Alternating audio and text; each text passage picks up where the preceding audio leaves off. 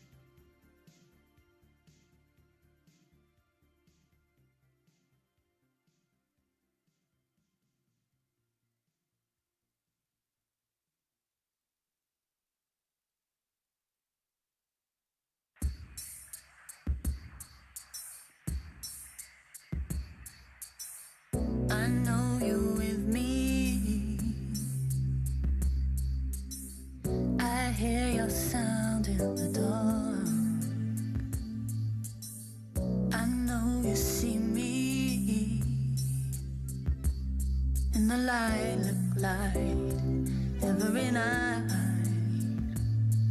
You say you're leaving. You need to feel your feet on the earth. Well, I know I keep living, but I can't dream anymore. Oh, the moon is brighter. I'm staring at it night after night. When I go to sleep, I'm tired, but I can't dream anymore. I can't dream anymore. This great illusion, this vision of life, a symbol of a powerful mystery. In the lilac light every night, the moon is brighter. I'm staring at it night after night. When I go to sleep, I'm tired, but I can't dream anymore. I can't dream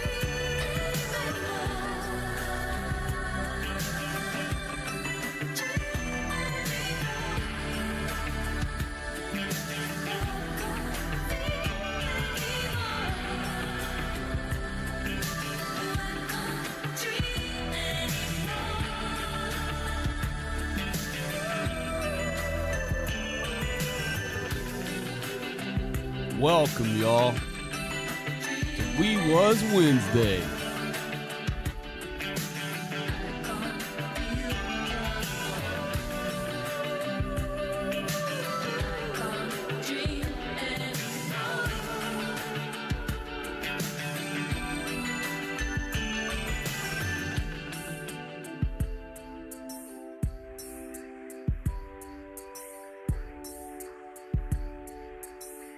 All right, I hope all of you are well. God bless you all.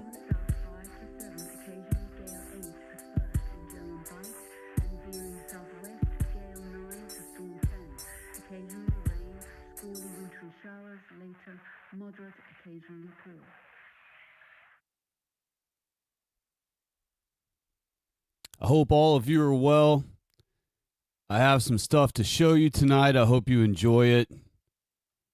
And before we get into that, real quick, I just want to say that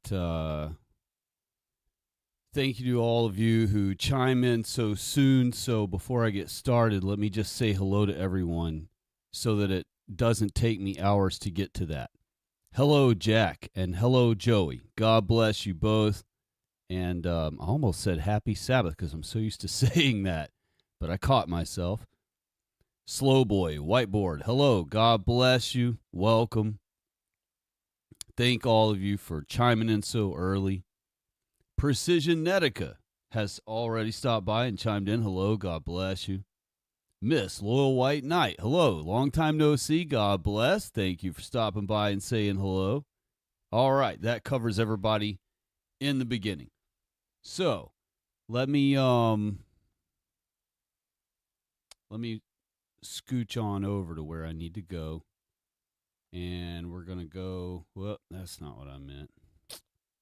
Well, we can do that too. But here's where we want to be. Okay. Make sure. Yep, we're on it. Okay. So, We Was Wednesday. I figured I would do a kind of a timeline of things that blacks have built so that we can learn a little more about the structure of we wasing as it develops. Of course, they make up new things regularly, and now that they have AI and they can just tell it what to do, there have been some really interesting stories that have popped up. So I figure we would go through a few things in chronological order, all the way to building America. And I was going to have a theme about that and everything, but I couldn't find something good enough to match it well. So I had to settle for what all I've found. But there are some nice ones. Of course, there are plenty more that I didn't find, and something exists out there somewhere, I'm sure, that would have been a much better example here and there. But these are nice ones. I think you'll like them. So here we go. First things first, we're going to see about Stonehenge. Of course, the wee wuzzing has no limits now. They outer space and the first of everything, first of every culture, and all those things. So here we have Stonehenge. Let's learn about it. Many American blacks are keen to tell you bullshit stories that their ancestors built the pyramids. That is preposterous, and it insults those people whose ancestors really did build the pyramids, modern Egyptians. Although the ancestors of American blacks didn't build the pyramids, they did build Stonehenge. Bear with me, this is an idea which needs thinking about clearly, and you need to follow the logic carefully. Nobody has a single black ancestor, or a single white ancestor. Anybody who has the slightest hint of mixed blood has millions of ancestors representing every race which makes up their unique genetic recipe. That thought will not sit well with the likes of black supremacists, who are somehow prepared to acknowledge the existence of a single evil white rapist ancestor, but won't accept the simple fact that everybody has an enormous number of ancestors, including all our ancestors. They too had billions of ancestors. Bummer. This dude is not a wee wuzzer, so we're going to skip it. But I do have plenty more wee wuzzing. I didn't screen all of these in depth. I didn't screen that one at all. But I did screen plenty of these. So this one's wee wuzz, and here we go. Ready?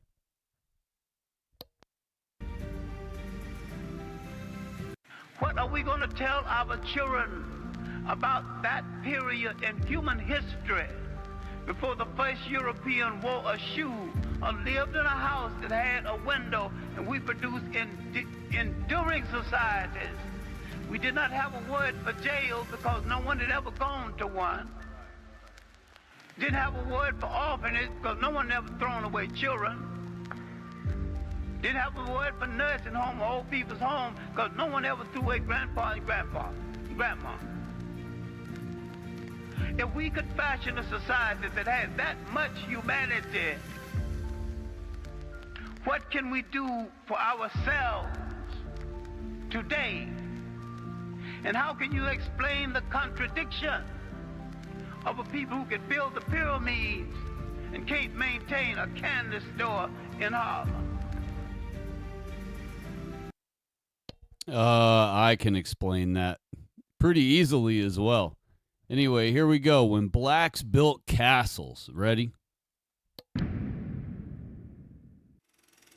Until the lions have their own historians, the tales of the hunt will always glorify the hunter. When we think of castles, we often picture Europe's medieval knights.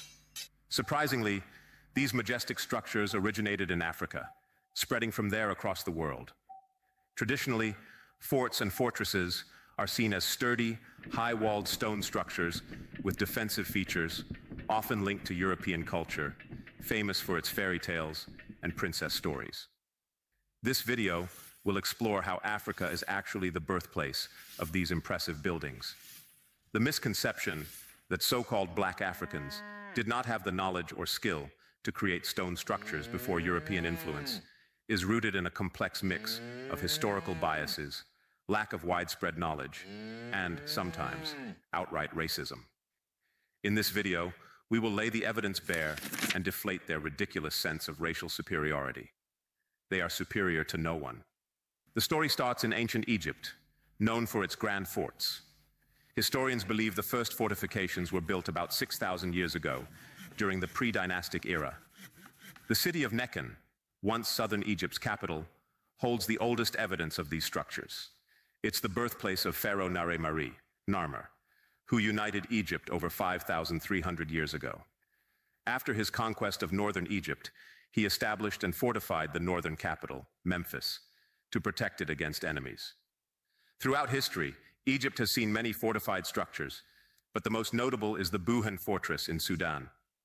Believed to have started around 5,000 years ago. All right, so I'm not going to kill y'all and make you watch these whole things. I just wanted you to see the examples here.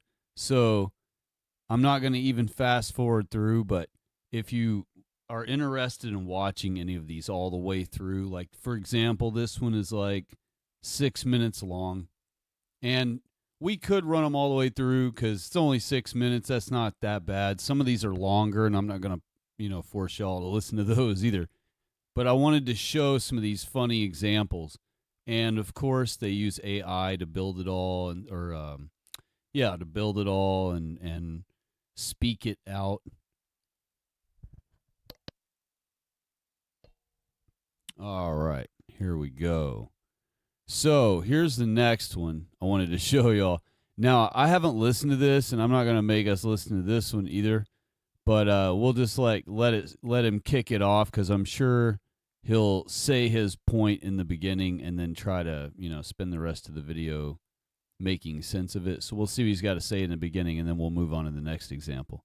So whenever I hear people talk about castles in Africa, it's always they talk about slavery castles. Slavery castles, slavery castles, slavery castles. How depressing, right? So to my delight, I came to Ethiopia and they actually have castles for kings and emperors. And it's located here in Gondar, Ethiopia. It's days like this where I get to see cool stuff like this that our people built that I'm glad I came to Africa.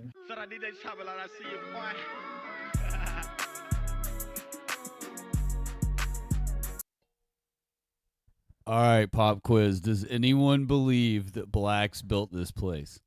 Let me know.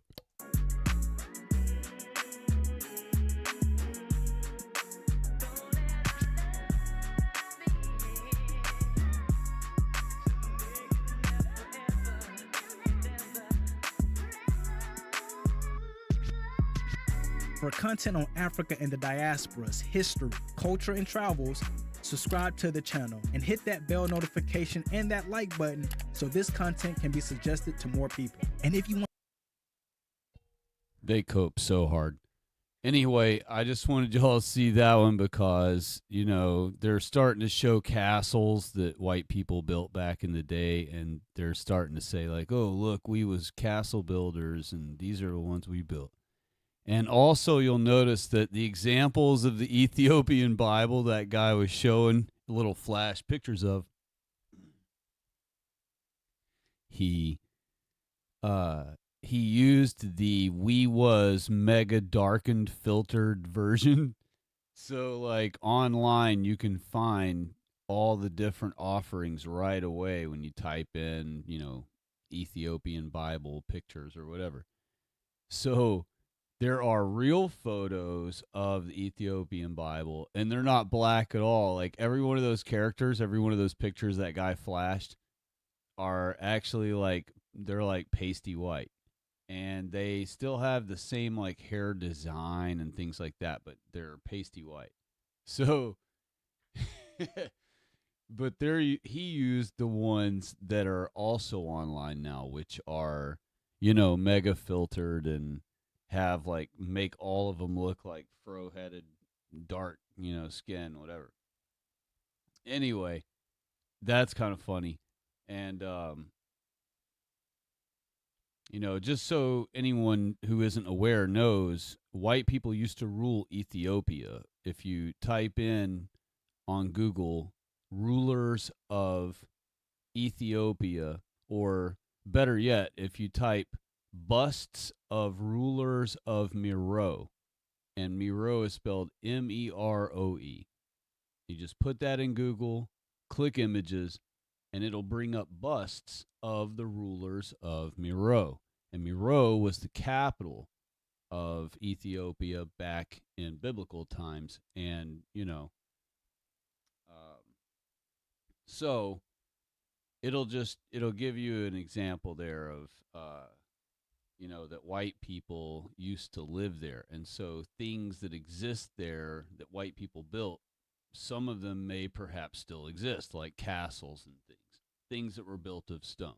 And so, and same goes for Egypt. The largest cemetery in Egypt that they know of that's ever been discovered. It has over 1 million mummies in it, and it's all blondes, redheads, and brunettes, white people. And the entire Cairo Museum is filled with white people. All the pharaohs have either red hair or blonde hair or brunette hair or black hair. I mean, but it's not black hair like it's white people black hair. You know what I mean? And anyhow, so here we go. We're going to try the next one out.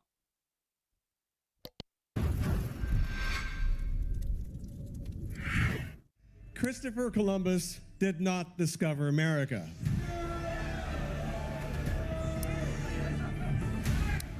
Exactly. I mean, I smell a nose. never mind the question of like how you can discover a place where the inhabitants are watching you arrive from the shore. Yeah, they weren't wearing pants. Is that what somebody said? I like that. Blacks as we know them are as old as time. All right, so because that fellow white guy, if you will, said that the natives around here were running around without pants on, that therefore this black dude is asserting that therefore they must have been blacks. That's an interesting thing to take from that.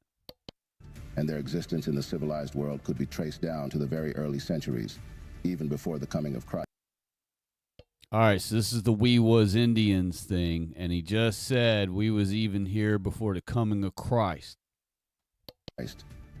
Going forward, the conventional history reports that Christopher Columbus discovered America in 1492. And the same history also says that the first black people to arrive America were enslaved Africans brought by Portuguese and Spanish traders in the early 16th century through the transatlantic slave trade. Well, none of these claims are true. We've been fooled all these while, as always has been the case. Interestingly, we've been fooled all these while, y'all. Recent research has proven that some black people had been in America for more than 1,000 years before Columbus ever stepped foot into. Imagine being able to build an app with your name on it just by thinking about it. Meet Base 44, a complete into the American continent. In fact, there is strong evidence pointing to the fact. What is the main idea in your book, They Came Before Columbus? The main Shit. idea in my book is to show that early America before the coming of Columbus, was a far more complex society than people imagined, and that it involved Africans. Africans came in here. They came in on several occasions. Sometimes these were accidents, sometimes they were on purpose, and that they had an influence, an actual impact and influence upon the formation of certain American civilizations. When we say pre-Columbus period, what are we talking about? We're talking about long before 1492.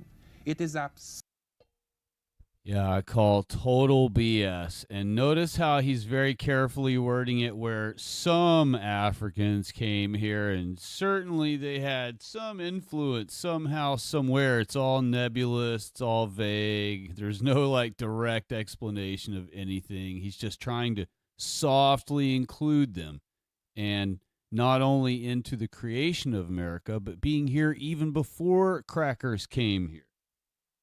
absurd, and only fools can still believe that Columbus discovered the Americas in 1492. In fact, Columbus never even came to this continent.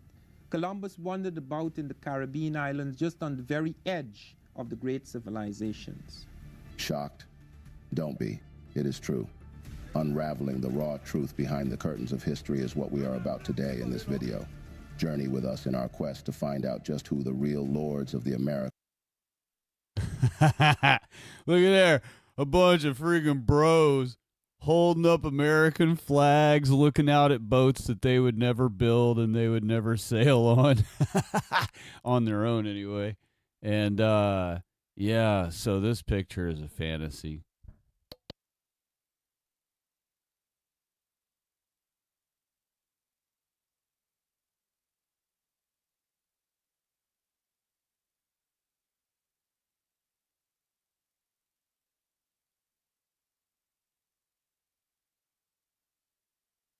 What if I told you Columbus wasn't the first outsider to reach the Americas? What if the real story is that Africans, Moors from North Africa and Spain, sailed here hundreds of years before 1492, trading, building, and leaving behind evidence that's been ignored or erased? That single idea flips everything you were taught about discovery. Because if Moors were here first, then the foundation of American history has to be rewritten from the ground up. All right, so it's going to babble for a while like AI does, so I'm not going to make you go through all that just to get to, it's never going to get to its point for a long time, so I'm going to move on. But anyway, they claimed it was the Moors who built America. And then we have, let's see, oh yeah, and as they built America, now here's the funny thing, right? So not only was they here first, right, but then when we got here, then they built the place. So they hadn't built the place even though they was here. Now, earlier he said it was great civilizations that Christopher Columbus almost discovered but didn't quite, that he cruised just the outer skirts of these great civilizations. But if they were great civilizations, then that means they built them before white people got here. But instead, once white people got here, now this female is going to talk about how then they started building the United States, and then it was all unpaid labor. So we'll let her just say a couple minutes here. It's only 3 minutes long, so we're good on this one. So, there's some people out there getting upset whenever we say black labor built this country. But we're not making anything up, guys. These are facts. And we're about to present you with the historical receipts. In case you Okay. missed it, this is what we mean when we say we built this. Here's a quick history We lesson for built y'all. this The shit. first- That's what Trump told them. That's exactly what that female said when she got interviewed while they were burning down whichever town it was, at Baltimore or somewhere. And the news reporter lady ran up and said, hey, why are y'all burning everything down? What's going on? What did the boon do? She quoted Trump from just 4 or 5 days ago when he had said that blacks built this nation, right? She quoted Trump. She said, we built this shit so we could burn it down if we want to. And if that were true, then they could burn it down if they want to. Because after all, they did build this shit. But it just so happens, and it turns out, that's complete nonsense, and they didn't build anything in America. And they didn't build anything of America. And they didn't build anything about America. So all of their we was and America at the end of it is all hogwash. They didn't build any part of it. And so they weren't a pivotal character in it, or they didn't play any significant role in anything that was critical. But here we go. We'll let her finish. Slaves were brought to the U.S. in 1619. Their job was simple: to make white settlers money. Slaves grew tobacco, rice, and indigo on the plantations of the southern coast. Now, fast forward to the late 18th century, cotton was king, and the U.S. was making stacks of cash on it, especially with all that. All right, first of all, cotton was not king. Cotton was a measly 3% of America's gross national product. I mean, it was, and it wasn't even 3%. People say 3%, which is a generous number. It was actually like 2 point whatever, something low too, like 2.2. So wasn't even 3% of the gross national product of America at its time, all through the entirety of black slavery, as they call it. And not only that, but even if it had ever been a higher number than that, which it never was, but even that was its peak number it ever was. But even if it had ever got to, say, a big number like 10% or 15%, it still isn't building America. It's just something we were using for our clothing. And there were a lot of white people back then. That was before they were all murdered off in civil wars and world wars, and the Korean War and Vietnam War and So now that we've had hundreds of millions of white men killed off, our population is much lower now. But back then, there were a lot of white people. We had a lot of cotton that we could use. And so, white people produced a lot of cotton. So this 2% of the gross national product that was cotton, 98% of it was grown and picked by white people. Grown and harvested by white people. Blacks only picked 2% of the cotton that was ever picked each year through the entirety of slavery in America.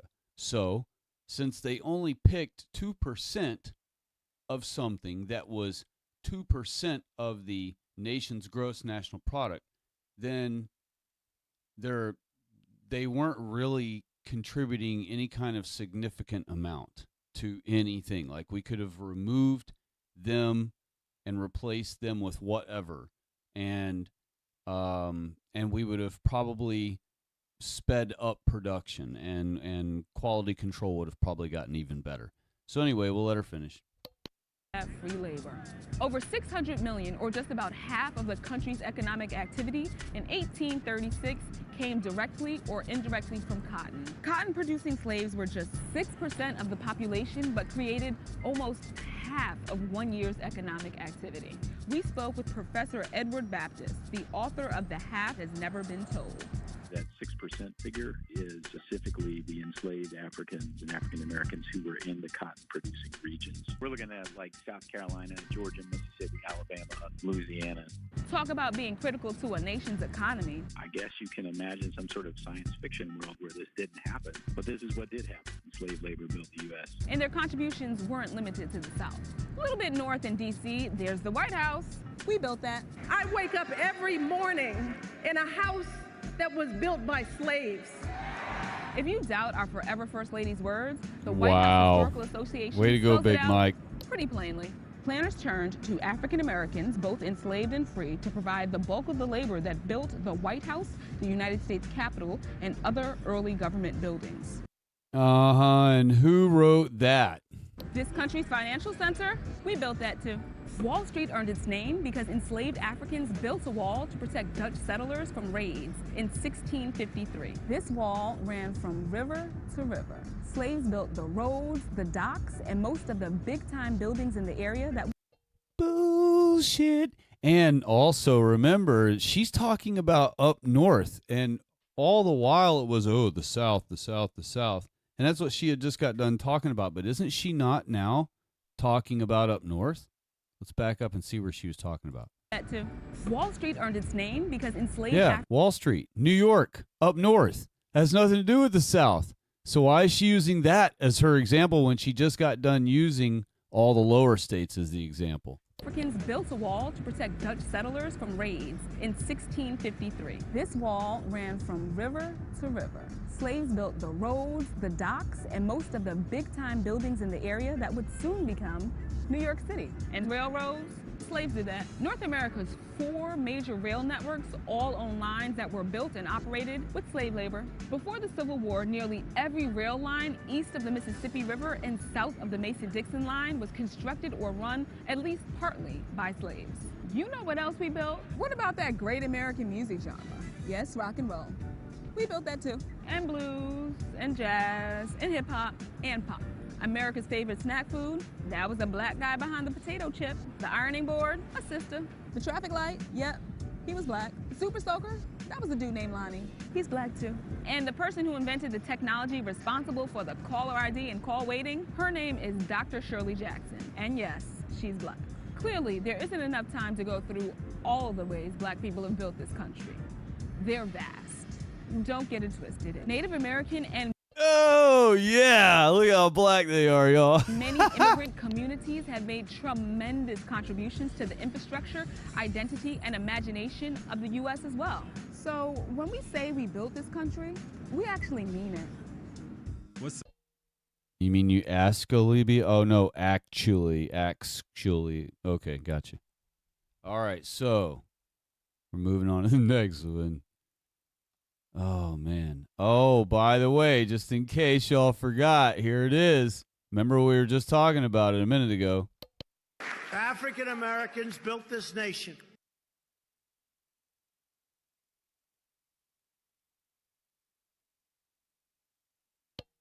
There you go. He really said that. And a week later, they were burning down our cities, saying exactly what he had just said. We built this shit so we can burn it down if we want to. Anyway, they built country music too. Remember here a moment ago, the other one went through all these types of music, but she forgot all about country. Well, have no fear. We have country covered also. Talk about how country music was created by black people. Now, there's a myth that you've been taught. You've been taught that country music is the music of white Southerners. The truth is that country music originated among enslaved Africans. Let's start with the banjo. The banjo is an important part of country music. Yet, this instrument originated from West African lutes, which were instruments that were brought to America by enslaved Africans. In fact, the banjo is an African instrument that was an integral part of slave music. Country music is based on the song of the enslaved person. However, country music was labeled as hillbilly music and then was marketed as for whites and not blacks. Black country singers received no credit for their music. Banjos were used at festivals and contests were held that black people were not allowed to participate in. And even the sound was modeled after songs by enslaved Africans. Country music is not white people music. Let's talk about how country music was. All right, now keep in mind, as bonkers as all these morons sound to us who know they're full of shit and making this stuff up as they go, on the fly. Maybe not on the fly as they're making the video, but on the fly throughout the years, as these lies have progressed and they've built on the lies more and more.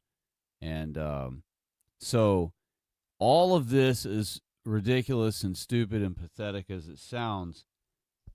They actually can cry bully their made-up nonsense stories. Well, probably given to them by the Jews most often, but they can cry bully their way into having those stories put in the schools, like on the walls of the schools where the white kids have to see it, and where they can use that then to have a stage performance where they announce orally to all the white kids and all the crowd, that they were wronged by the whiteys and all this, and that they actually came up with something, that white people take credit for, whatever it is at the time they want to try to steal. So, even though it's hard to listen to some of these, right? We have to just be like, we have to just know that it's just their own ghetto idiocy. It's them coping. Let it remind you and be grateful that, they wish they were white. And that is what white privilege is. It has nothing to do with, all these conservatives are always like, oh, every time they try to argue about white privilege, it's so funny because they don't understand that it's all about race. It has nothing to do with what they type in their big old reply. They're like, oh, I get up at 5 a.m., 6 days a week, and I'm not home till sundown. I never get to see the kids. The old lady's always mad that I'm never home, but I gotta make the money, and da-da-da, my job sucks, and my boss is a dick, and I hate where I work, and blah, blah. Oh, yeah, I'm not privileged. And what they don't realize is it has nothing to do with stuff like that, right? And they do have their own made-up decoy excuses, like, oh, because you're white, cops aren't as apt to pull you over and stuff like that. But they know that those are bullshit decoy stories, and white people are just ignorant of the fact that those are decoy bullshit stories. The real white privilege they actually mean is your privilege that you get to be white.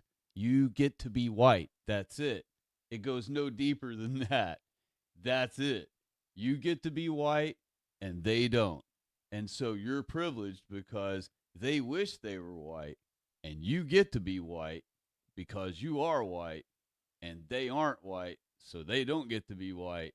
And so they're very upset about that. And so that's what white privilege means, really. Now, they will give you the excuse, the variety of excuses, the standard go-to ones about police and about, oh, if you're white, you know, they don't follow you around. And the Koreans won't follow you around in the Conestow because you white. But they follow me around in Nasto. And it's like, yeah, but it's because white people walk in there and they go straight to the cooler and grab what they want, and they walk to the counter and they pay for it. And they don't try to get over on the dude and they don't try to rob the place. But blacks have tried to do all of those things every day for years on end.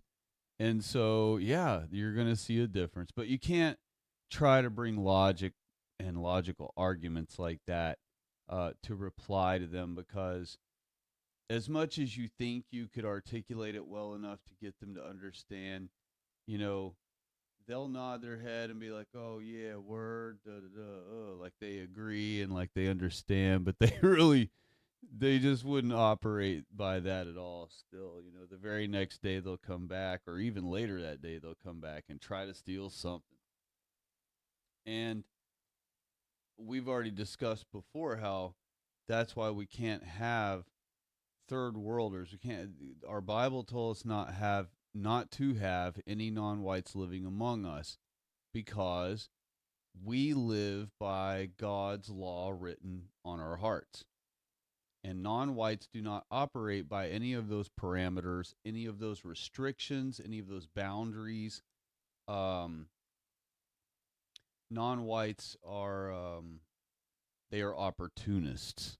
All right. So if they see something sitting there, and this has already been proven by Bait Car and those guys who used to bait with the bicycles and scooters and other things.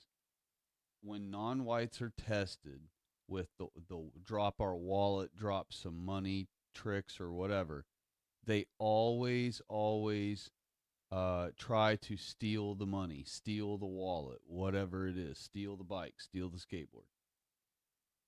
And they have to watch, 100 white people walk by before finally some white person finally decides to try to steal. And it's always some lowest example of our people. It's never some properly kept up, upright white person. It's always some scuzzbag version of our people, a failure of our race. So, of course, eventually one of those walks by. But the first non-white that is ever tempted anywhere immediately goes for stealing the wallet, stealing the money that got dropped, stealing the whatever. And so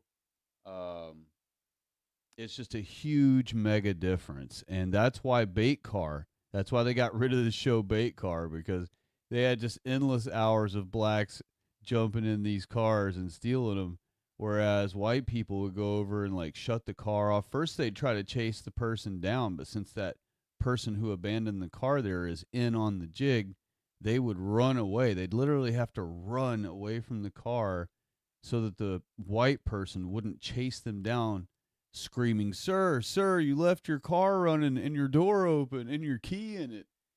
And so the white person would eventually go back to the car and roll the window up and turn the car off and hide the key and shut the door. Zero non-whites ever did any such thing. Anyway, here we go. So the next one is America's first submarine was built by a black, and we're not going to listen to all 11 minutes of this. I just want to let you hear the preface. Join us on Patreon and become part of our journey to uncover history's untold stories. Your support helps us create untold stories, meaning we was bullshit fantasy stories. In-depth content, bring hidden narratives to life, and keep history alive for everyone. The story of America is often told as a tale of invention, courage, and progress, where brilliant men of European descent forged the path of modern industry, warfare, and engineering.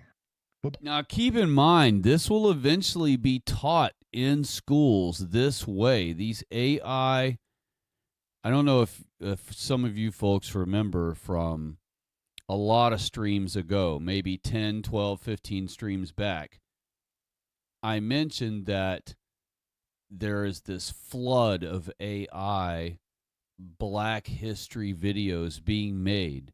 And I did find the name of the channel the other day by accident, actually, of the one that had been posting tons of videos in one day. They literally put out like, I don't know, 50 videos in one day. And it was all blacks built the railroads, blacks built radio, blacks built, the Panama Canal, blacks built everything, And so, and I don't remember the name of it right now. Sorry again, because I didn't know in the stream back when I mentioned it back in the day. But anyhow, all these videos have been being pumped out, right? So I have just plucked a few out of different examples, and I've been working a timeline, if you noticed, from Egypt and the pyramids all the way up to now we're in America, we're in the industrial age, and their claim is that this dude, not this dude, but a representation of a dude that looked like this, or this is a representation of a black dude that did invent a submarine. So let's just scoot it along a little bit. Beneath this polished narrative lies another story, one that was long buried under the weight of racism, erasure, and deliberate historical neglect. It is the story of enslaved Africans and free black men whose minds and hands built much of the nation's foundation, yet whose names were silenced. Among these forgotten figures is one of the most remarkable engineers in American history, an enslaved black man known as Horace Hunley Shadow, who played a critical role in the creation of America's first submarine. Okay, so just keep that name in mind. Horace Hanley Shadow, all right? And I bet you if you were to look up the patent from this dude, I'll bet you it's some crude turd. They might show the patent. Sometimes they actually will. We'll see here in a minute. I'm gonna scoot along here, and I'm just gonna fast forward because we don't need to listen to all this AI This BS. is what the world's most advanced gosh, PC darn it. looks like. Hold on. This was the birth of the submarine. We're gonna scoot along. Let's see if I can see the patent anywhere. I could just Google it real quick, I guess. That would probably be faster than... I don't know. Maybe we'll see it. And if it never shows it, so be it. Let's see that patent, fool. Be fully for submarine. Just like a turd. There's a lot of windows, wasn't it? Yeah, it was a turd. They don't want to show it. That's the thing, see? They didn't want to show the patent because the patent probably looks like a stupid piece of shit. There's no way it'd be an underwater submarine. All right, this one is the black family who built America, When the we talk about black McKissack history in legacy. America, we often speak of the battles fought, the inventions created, and the communities built from nothing. But what about the families who literally shaped the very foundations we walk upon? This is the story of the McKissack family, a dynasty that transformed generations of skill, pain, and perseverance into an empire of architecture and legacy. The McKissack story begins in West Africa with a man named Moses McKissack I. Skilled in ironworking and building, he was enslaved and brought to America. Even while stripped of freedom, his skill could not be stolen. Like many enslaved Africans, Moses carried with him knowledge that would eventually transform into generational power. He worked in Tennessee, passing down those building skills to his son Moses II after emancipation. Moses II laid bricks, carved wood, and taught his children the trade, not realizing he was planting seeds for a family legacy that would span centuries. By the early 1900s, the third generation was ready. Moses McKissack III and his brother Calvin stepped forward. Oh, man. Look how black, y'all. Yeah. Yeah. You wanna go play some ball, y'all? Let's go get some one-on-one. Oh, man, that's funny. Look how black, y'all. Founding McKissick and McKissick in See, there we go. Now what they do is they'll put that filter on them through another picture they find. And that's what they did here. You can tell they ran it through a filter and then darkened the dog crap out of that hair up top. It don't even look the same as the rest of the picture. It looks like a digital wig on that dude, bro. That's how bad the coloring job is on it. Anyway, here we go. 1905 in Nashville, Tennessee.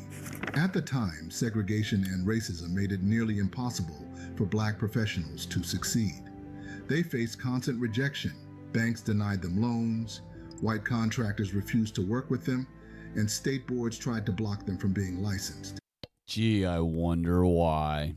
But in 1922, Moses McKissick III made history by becoming one of the first licensed black architects in the South. For the brothers, every project wasn't just construction. Wait a second. Were those dung huts? Look at there. Are those dung huts? First licensed black architects in the South. For the brothers, every project wasn't just construction, it was resistance. Their firm quickly became essential to black progress. They designed schools for African American children when white architects would not. They built churches where black families could worship freely. They helped institutions like Fisk University and Tuskegee Institute expand, educating future leaders of the black community. They built courthouses, hospitals, and public buildings that stood as proof. Black craftsmanship wasn't just equal, it was exceptional. Yeah, you see that all the time. Blacks using compasses and...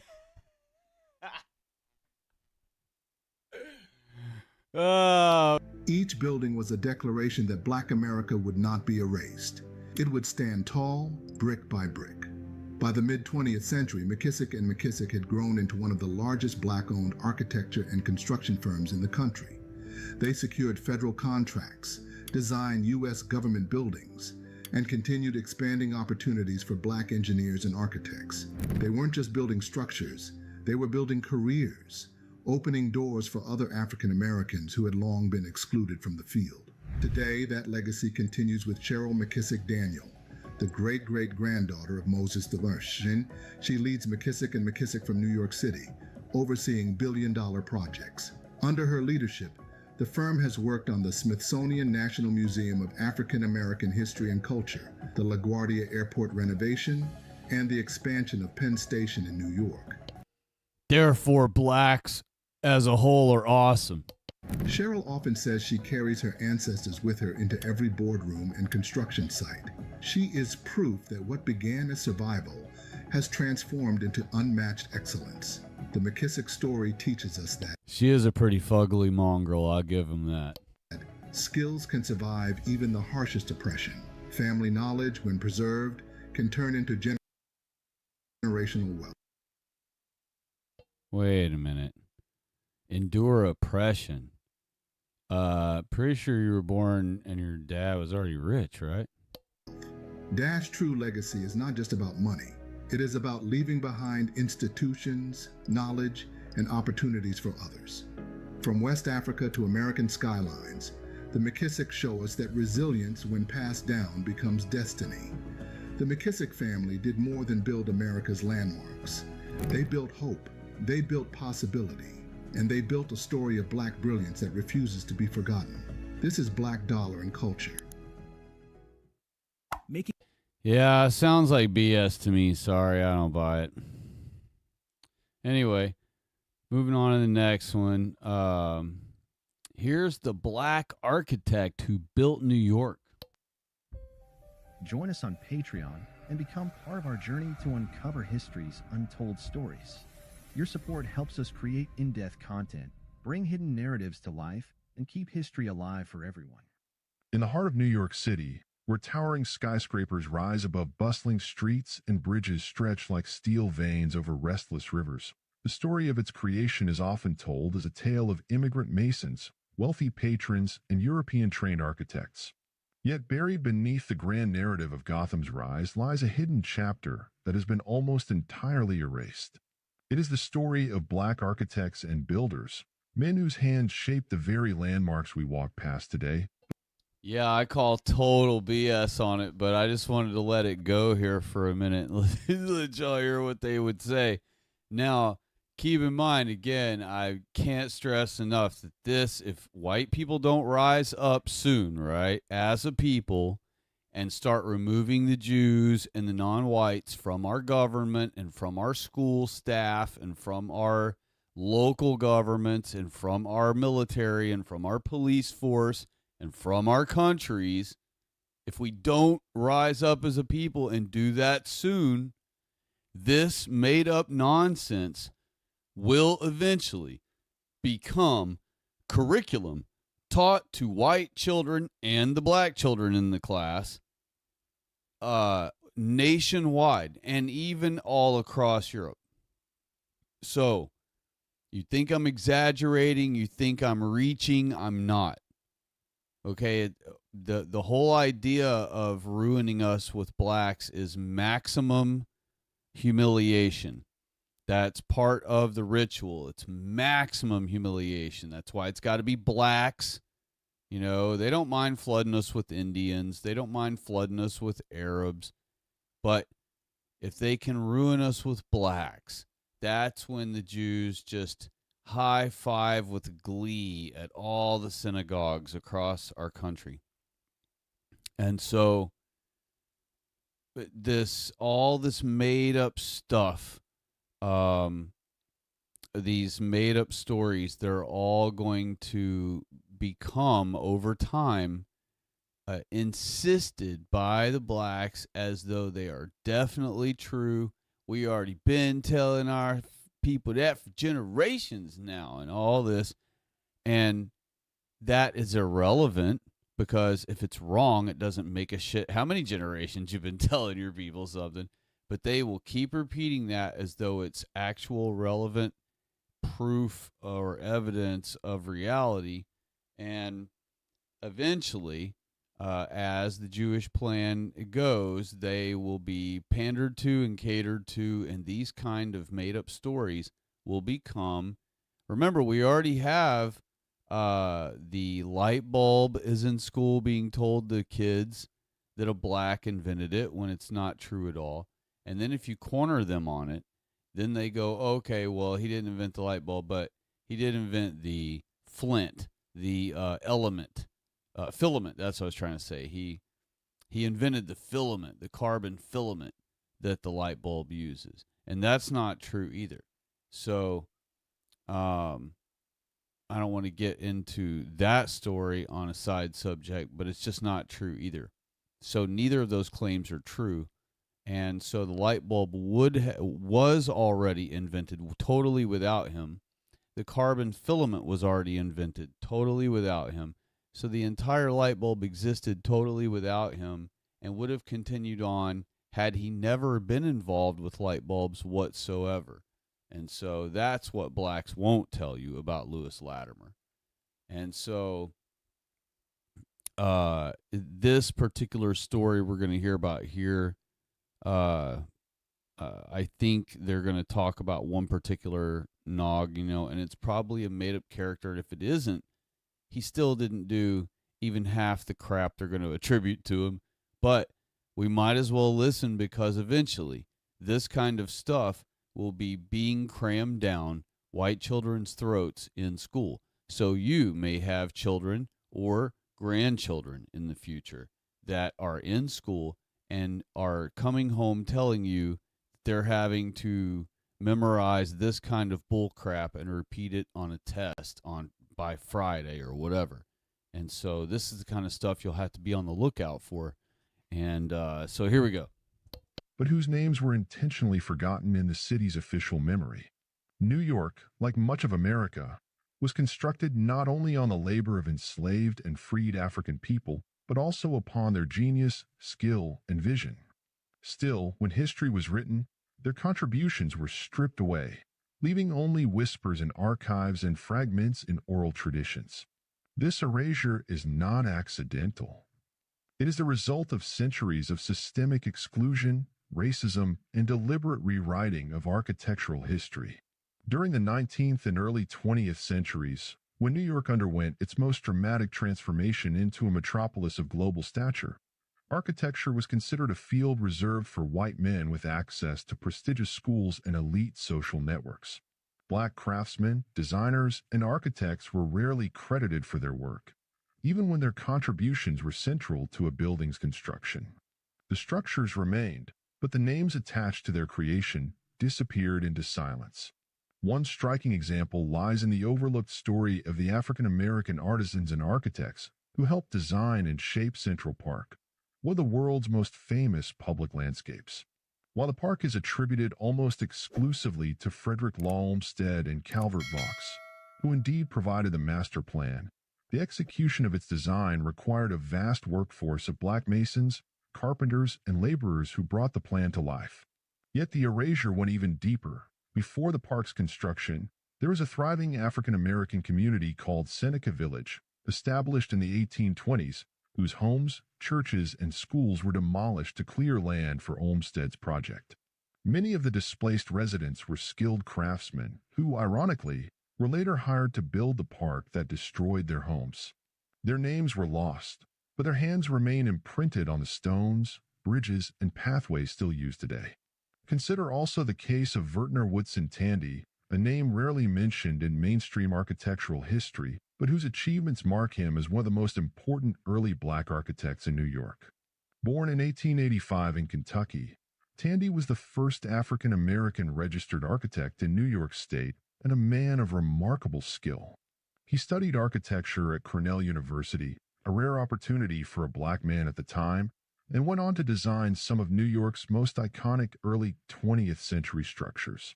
One of his most famous works was Villa Luro, the lavish Irvington-on-Hudson mansion built for Madam C.J. Walker, the pioneering black entrepreneur and philanthropist.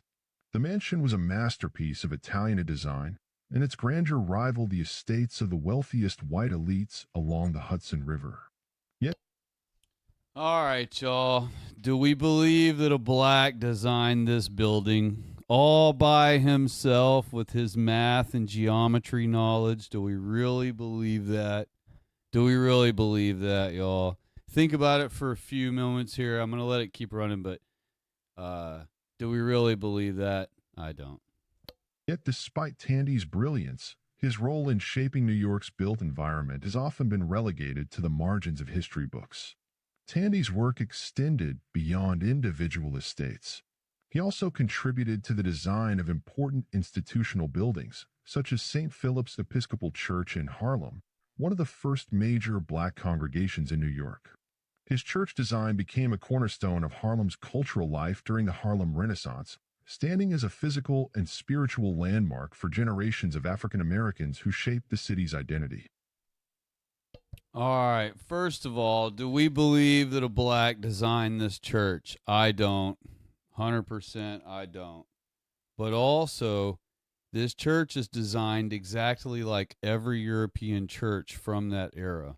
Every single one is designed exactly this way, from that exact era that this one is clearly built from. So, there's nothing unique or African about it. In fact, it's 100% European Christian church looking. And no, I don't believe that any black designed that as an architect from scratch with his own math and geometry knowledge and with no help from any white man whatsoever. I don't believe it, not even for a second.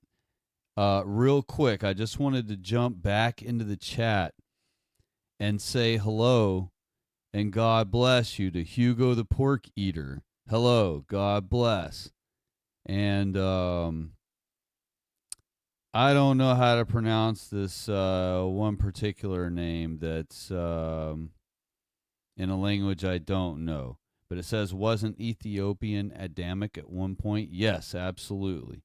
If you want to articulate out your name in English, I will, so I can pronounce it. I'll be glad to say something about your name. Let's see here. Sarah Hollow. said, "Hi, good to hear from you. If you're speaking to me, Sarah, well, thank you very much, and thank you for the kind visit, and God bless you, dear." And Vlad, the kebabber, all right. And he said, "That thumbnail is hilarious. I've seen that guy streaming before." Yeah, man. I had to use him because that's such a glorious example of what WeWuzzing is and what it becomes. You know, they start off less than that. And then over time they end up at that level. And then when they go beyond that, it gets into other crazy things. You know, often you got to have money as a nog to get into some of the crazier stuff. But I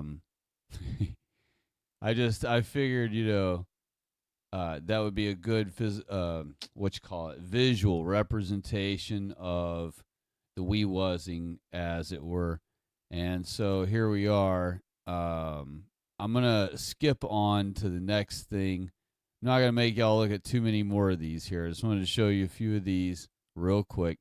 And, of course, this isn't even halfway. So if we kept going, it would mention several other buildings. So real quick, we'll look at them. So here's another one they claim, right, that some nog designed, right? Does anybody think a nog designed that? I don't think so. Let's see what else we got here. Oh, a bridge. Yeah, definitely don't buy that for 1 second. And it's completely Roman designed. That's how Roman arches were done. And there were other European types that did arches as well, but it was Europeans generally speaking. Now it's just like a overall city shot. Maybe they're implying that was done by them. I definitely don't believe that at all. Here's one. Supposedly this was designed by Nog. Don't buy it. This is just a townscape view here. That's a fun pic, though. Look at that. That's like a downtown area, but way back in the day. It's pretty wild. That's way back, y'all. Late 1800s, early 1900s. And just think, there were already buildings like crazy high in the air like that, 1,000 feet high. Wild. And people trusted it, no problem. And sure enough, they've held up all this time. Got to give them props. Those steel buildings, boy, they've held up. So this right here, maybe they're claiming this one was one that blacks built. Here's more backed up view of it. Or maybe not built, but designed, you know, because they're talking about architects. But I don't buy it whatsoever. Sorry about your luck. Don't buy it. Okay. Next one. Here we go. This is one of the most disrespected stories of black brilliance in American history. Henry Boyd was born into slavery in Kentucky in 1802. But he wasn't just dreaming of freedom. He was building an empire. As an apprentice carpenter, Boyd's skills were so exceptional that he earned enough money to buy his own freedom at 18.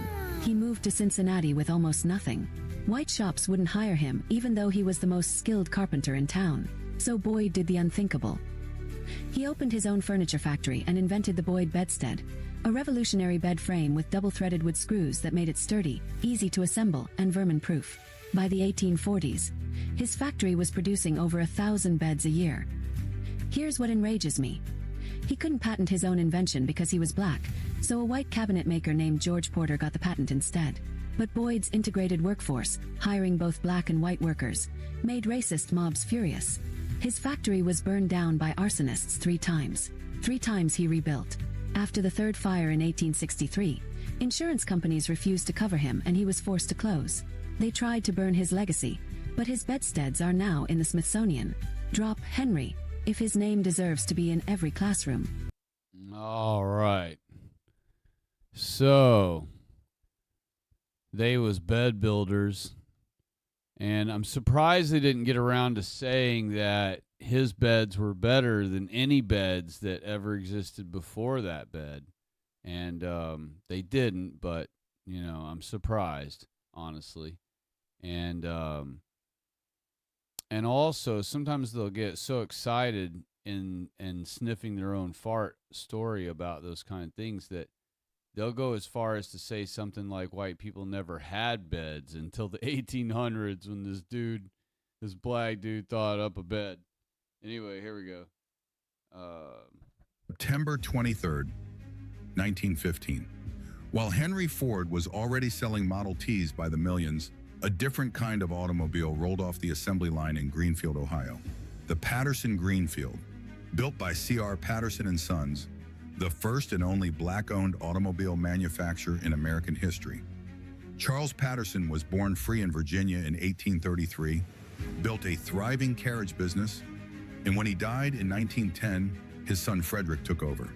Frederick, who had been the first black football player at Ohio State, saw the future. He pivoted the company from carriages to cars. The Patterson Greenfield sold for $685. They produced between 30 and 150 vehicles. Quality craftsmanship, competitive pricing. But here's what stopped them. Frederick couldn't get financing for expansion. The fact that the company was black-owned prevented them from obtaining the capital needed to compete. So Frederick was careful not to advertise the company as black-owned, fearing it would cost him white customers. Even hiding his identity couldn't overcome the systemic barriers. By 1918, automobile production stopped. That's the story they buried. If you want more hidden history like this, subscribe. All right, so of course, there are no examples of the car that they supposedly made. And let's see here. This guy claims that certain buildings in D.C. were made by black slaves. Let's have a listen. You know, many of us are doing the work right now to confront an uncomfortable past in this country and in our cities. So that brings us to this next question. Just how many buildings and monuments in Washington, D.C. were built by enslaved people? 0. We talked to some local historians to try and find an answer. We know for a fact that enslaved Africans were used in the construction of the U.S. Capitol and the White House. We know that for a fact because inside the National Archives and inside the collections of the White House Historical Society and the U.S. Capitol Society, we have the receipts where slave owners were paid for the rental of their slaves to build those two buildings. Jesse Holland is the author of Black Men Built the Capitol. He published it in 2007, just 7 years after those receipts were found. Somehow, some way, during the arc of history, this information got lost, either because we didn't care to record it or for maybe we were ashamed of it as we matured as a country. What about the Washington Monument? The first part was built from 1848 to 1854, while slavery in D.C. was still legal. To this day, we have not found any written proof that slaves were used in the construction of the Washington Monument. But it's almost beyond belief that a major monument like that in Washington, D.C., that was started before the end of slavery in Washington, D.C., that slaves were not used at all. Here's the problem we have with this question. We're dependent on records that may or may not exist. So right now, that's the only definitive answer. AKA, we don't have any records of it. We're making all this shit up. Answer we can give to this question: the U.S. Capitol and the White House. Adam Rothman, a historian at Georgetown, explains we are still searching for our history. Still searching. That means they are making shit up as they go because there is nothing to find. They're not searching. They're just making up shit. Anyway, back to this guy. Here is something about the first black micro community. And Fulton County will now get tax revenue from this community that didn't exist before. Plus, developer Booker Washington says micro-communities are also keeping more money in the residents' pockets. I'm saving about maybe $2,000. I'll be passing this down to my son. Welcome back to Official Black Wall Street, the largest app and digital platform connecting you to the best in Black-owned products and services. Head to obws.com. This is in the video. Shop Fast and forward review. it. Along and is giving us an inside look. The developer says people have already moved into 20 of the 29 homes in South Park Cottages, and the ball is already rolling on the next location, Union City. Crews are putting the finishing touches on the final 9 tiny homes, 16 months after construction You think blacks built that? began.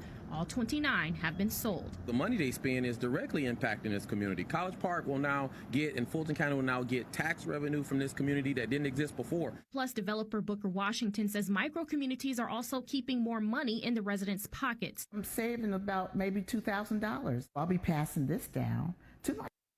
Now, keep in mind what he said about, real quick, I know I waited way too long to step in, but he was talking about, oh, the tax revenue is going to go up because all the people living around here. Yeah, right. That's the excuse they use everywhere they want to flood non-whites into your sleepy little areas that have been peaceful and quiet for 200 years now. And they want to flood 10,000 Haitians or 1,000 Somalis or whatever into your sleepy little town. They build an apartment complex, the government does, through some developer.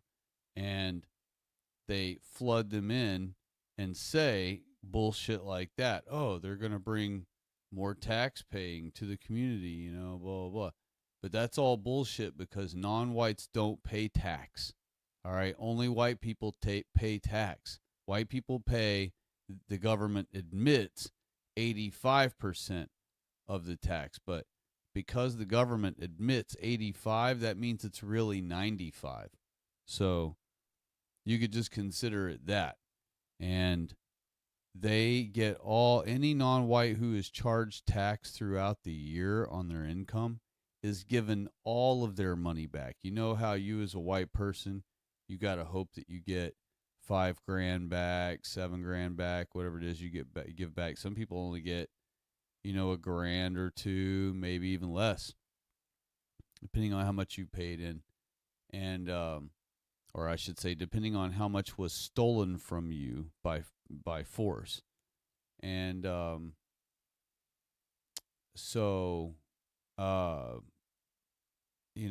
meanwhile, and that's just like, let's say a white person is hoping they get $2,500 back, right? That means they will have paid way more than $2,500 in, probably $25,000 in, right, over the course of the year. Maybe more, right? For it to be $2,500, they hope that they're getting back.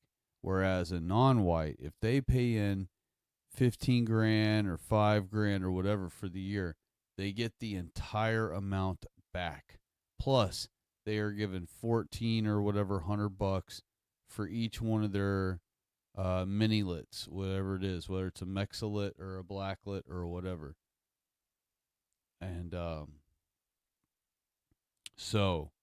and meanwhile, white people aren't paid for each kid we produce, each white child we produce. Instead, we have to pay the hospital $30,000 for the birth and all the process of all those things. And some places get it cheaper. I've heard of white people who've only had to pay $15,000. I've heard of people who have been ripped off and paid as high as $55,000. And white people don't get that privilege. And it's not to say that there aren't anomalous examples of where a white woman did get away with it. Of course those exist, but on the whole, in general, the 95th percentile is that white women and white people do not get away with that. And all the non-whites do. And it's the same thing with their income tax. They, even if they do have it taken out of their check throughout the year, when they get their income tax back, it will all come back to them, plus all the extra they will receive for each of their kids. And the reason why is, and I've explained plenty of times before, and I will one more time real quickly, and we'll continue on, that the Jews want full role reversal. That's part of this humiliation ritual, is they want, it used to be blacks had no cars. You know, in the 80s, blacks had no cars. Blacks only started driving cars in the 90s. And so in the 80s, white people would be sitting at the stoplights in their nice cars, their windows up, and the AC blowing on a hot day. And the blacks would be sitting there, miserable, hot, sweaty, sun beating on them. They're burning up. It's so hot out. And they're waiting at the bus stop on the bus. The Jews want, full role reversal, where white people are the ones sitting at the bus stop in the hot sun, getting cooked, miserable, hot, sweaty, while they sit in front of an entire road full, an intersection full of non-whites sitting in their brand new cars with their windows up and their AC on. Full role reversal. That's exactly what the Jews' plan is. So just so you know, that is the plan they're working toward. And until white people are brought all the way that low, on the whole, where it doesn't have to be every single white person. There can still be a rich white guy here, a rich white guy there, as far as the Jays are concerned. But as long as they get the large majority of white people to be, you know, streetwalkers, druggies, riffraff, weirdos, and all those things, then they still have the bulk of our people cucked and ruined, and so they still are winning if that's the case. So, just wanted to interject all that in there. Anyway, here we go. My son. Equity. With rent continuously on the rise across Metro Atlanta, Janice Williams chose to buy for the same size space. I was considering getting an apartment because I'm downsizing from a 5-bedroom house on the south side, and it was just too much. My son moved out. He has a new baby, a new family he's building, and my mother is elderly. She couldn't go up and down the 16 flights of steps to her bedroom. It just makes more sense. Williams has been in the neighborhood for 3 weeks. Washington says there are several other residents like her, singles, single parents, couples, and retirees. The residents of South Park are diverse. They range from 40,000 upwards to millionaires that live here. The average rent in Metro Atlanta is about $2,000 a month. Washington says the average mortgage here is $1,500, and he has his eyes set on the next project, Union Park. Expanding in all urban metro area markets is important because every metro area market is affected by high real estate prices and squeezing out those in the lower incomes. So we are eyeing and targeting the center of Atlanta. We have a long waiting list and interest list of well over 3,000 of people that desire a micro home project. In College Park, Teresa Bowles, 11 Alive News. Yeah, I don't think they're building those. I think they're hiring contractors to come in and build those. They're just out there doing that for show. Like, look, we was the ones building this out here. And then I saw this, but I never clicked on it. But I thought this was a funny title and a funny thumbnail. Black Wall Streeters. So, that's as much we wasn't as I was going to make y'all watch tonight. I just wanted to show y'all a little bit of that, start us off in Egyptian pyramids, and then work us all the way up to, modern day Wall Street, yada, yada. But I didn't want to make y'all listen to all that AI babble because we'd be here all night, and it's all just AI babble and made up Wakanda fantasy stuff anyway. And I'm not big on fiction. I don't watch fiction. I don't really give it any appreciation. And I've heard a lot of arguments defending it and stuff, defending fiction and all those things, but I'm just not impressed with it. Okay, let's go. I'm going to get over here to, let me get over here to, Booyah. Oh, yeah, I did the right one. Okay. So we have that. That was fun. Let me get over here real quick. And we are good to go. Okay. So, I hope you all enjoyed hearing some of the Nogs and what they have to say about that stuff. Of course, it's all fantasy. It's all copium. It's all trying to steal. It's an attempt of theft. But the thing is, even though we think of it right now as just an attempt at theft of our inventions, our history, our societies that our ancestors created for us, and all these things, it will end up being taught to our posterity as though those things are true. And that is what I fear more so than the fact that they're talking about it right now. Because right now, yes, they're teaching Gen Alpha and Gen Z those lies, but at least us based white people still exist right now because we existed in real America in the 80s and the 70s.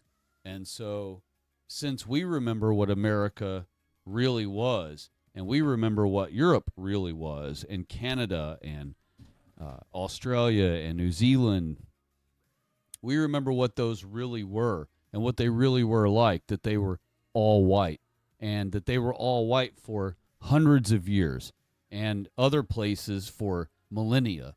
And so we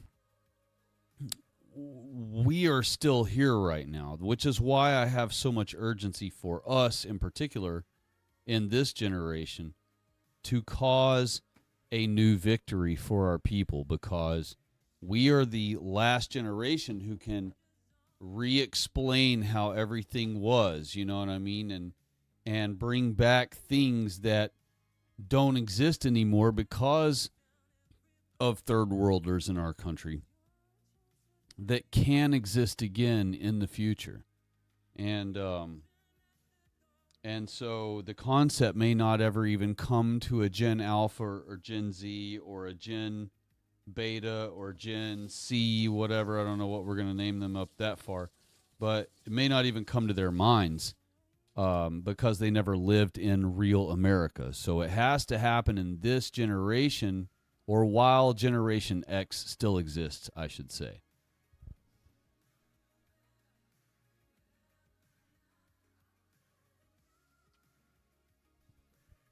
All right.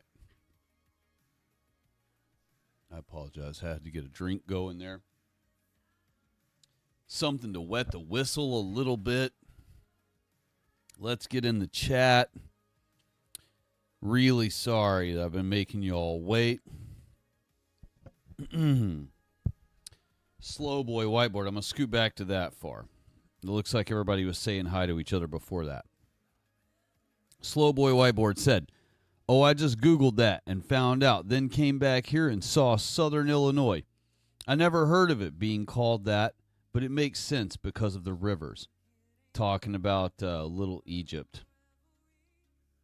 Precision Etica said, a Hebrews chapter 12, verse 1, quote, "Let us lay aside every weight and the sin which doth so easily beset us, and let us run with patience the race that is set before us." End quote. Very nice. Thank you very much for that. Miss Loyal White Knight said, "Hey everyone, God bless to all of the amazing people in this live stream." Well, thank you very much, dear. God bless you. Slow Boy Whiteboard said, "All the populist talking points will go out the window and he will be kissing the wall just like Trump." Yeah, I mean, pretty much everyone has to kiss the wall or you don't get to be in politics.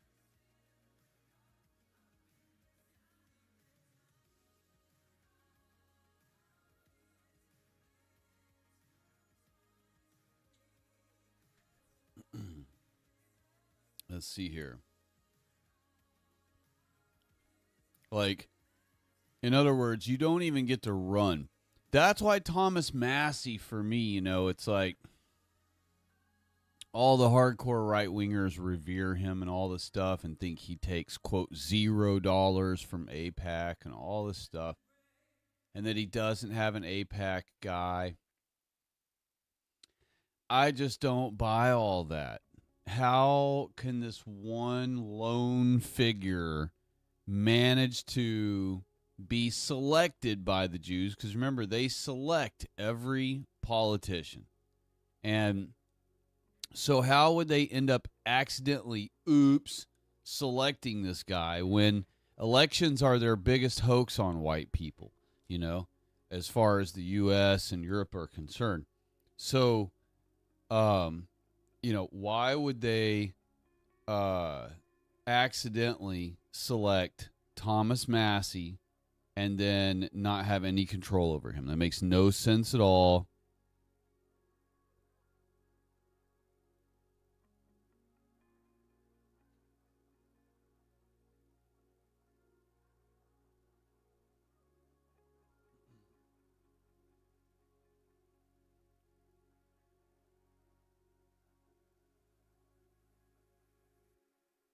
All right. People were saying hello to each other.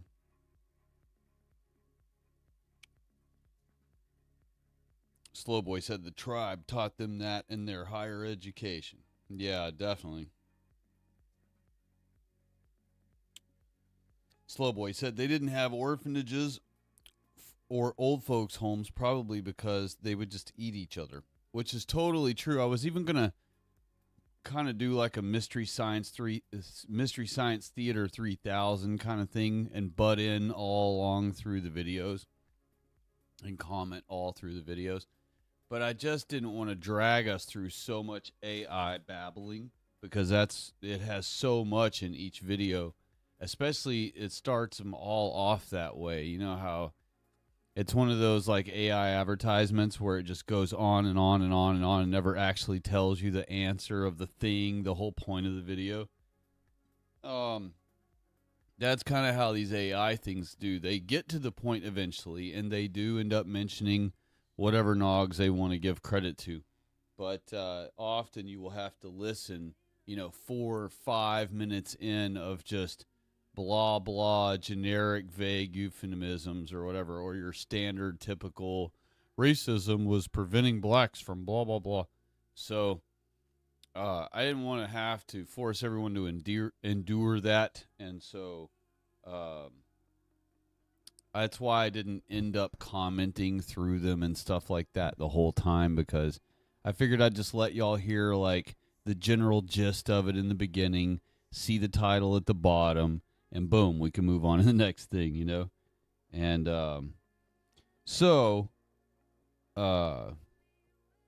gosh, it's been pretty busy the last couple of days. We've had a lot of crazy things happen.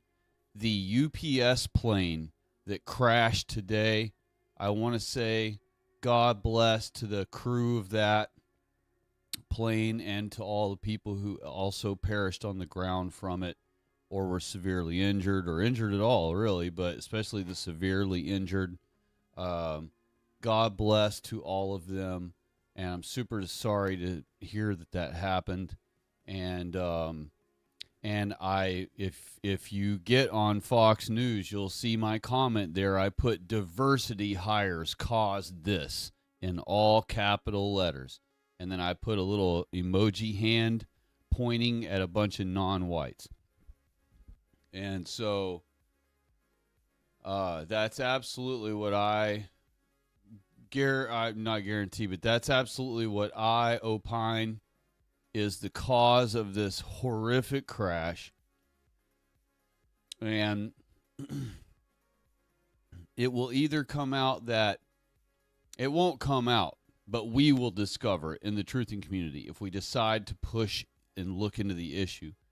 And I don't know if we will or not, because so many hardcore right-wingers are so all about the about everything, politics-wise of everything, that stuff like plane crashes and hoaxes and stuff, we don't really focus much time on anymore.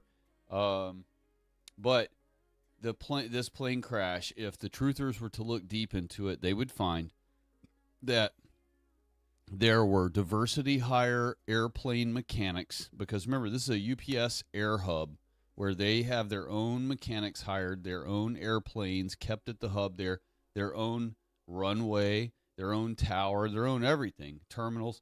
So they had diversity hire jet mechanics, right?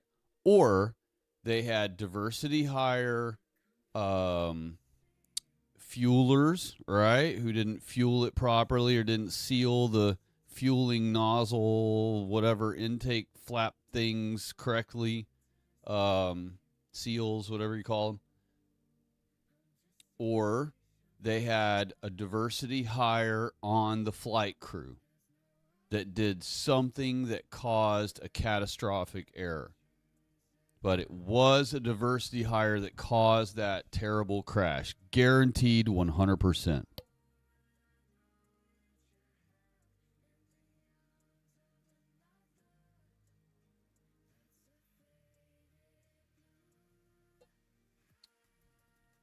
And I've been waiting to hear names. You know, they weren't giving out the names of the flight crew. And of course, if this was diversity hire jet mechanics, right, or a diversity hire jet mechanic,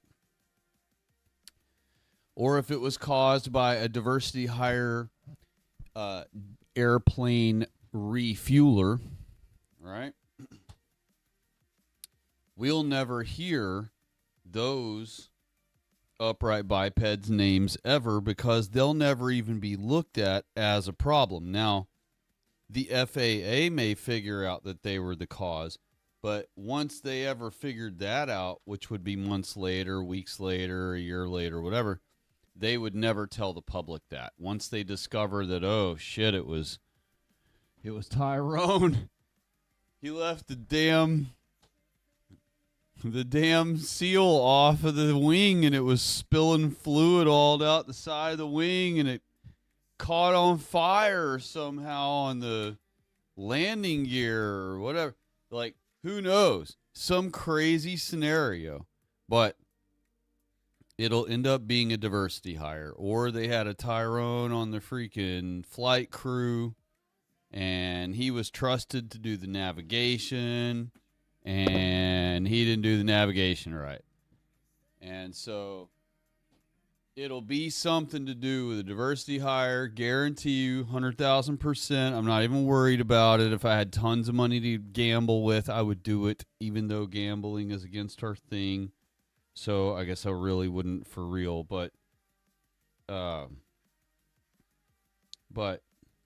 if I wasn't Christian, I would bet a lot of money that, and I would do so easily without even having to lose a second of sleep over it, because I would know already. I already know it will be because of a diversity hire. Absolutely will be 100,000%. Lily had an amazing video to get today. That was cool. God bless her. That was a really good one.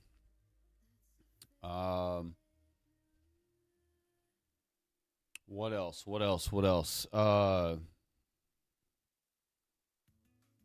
The Indian thing. Wow. That dude walked through that poop party and had his hazmat suit on or whatever. He got in some shit. I guess they already made him take the video down. I didn't confirm that. I didn't go look to see if they did take that guy's video down. I can't remember his name because apparently he's super famous, but I had never heard of him. And or maybe I had vaguely heard his name before, but I've never, watched anything of his or any of that. I never even see him advertised on YouTube to me at all. And somehow he got wind of this famous cow poop party in India, and he went there and he walked through it in his hazmat suit and or in a hazmat suit and filmed it, filmed himself walking through.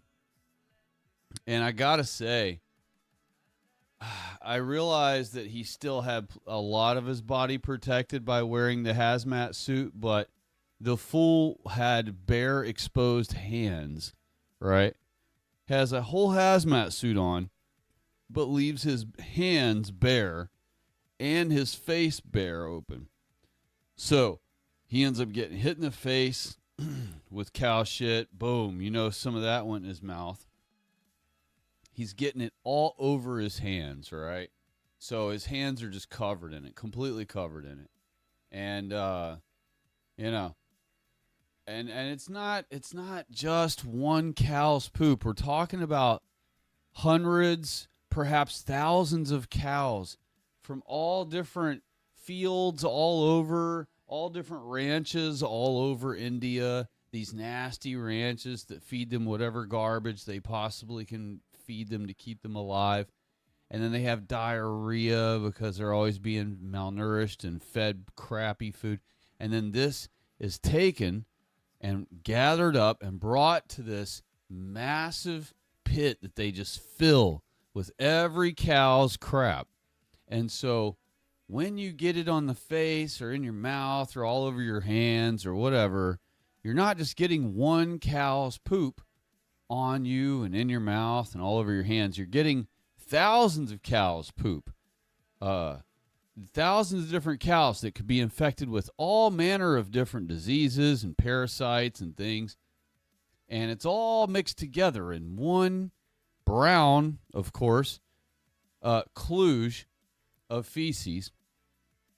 And then, you know, the hazmat suit, yes, it blocked your torso, it blocked your legs, it blocked your arms. But to have it all over your hands, all over your face, a little bit in your mouth, you know, and keep in mind, it's not just the feces of the thousands of cattle, but it's also all of those Indian dudes in it. All right. And think about their hygiene and think about the diseases they perhaps carry and think about, you know, the close contact all of them have with each other where they're like rubbing all over each other. And it's almost gay. And I would say it's very right on the edge.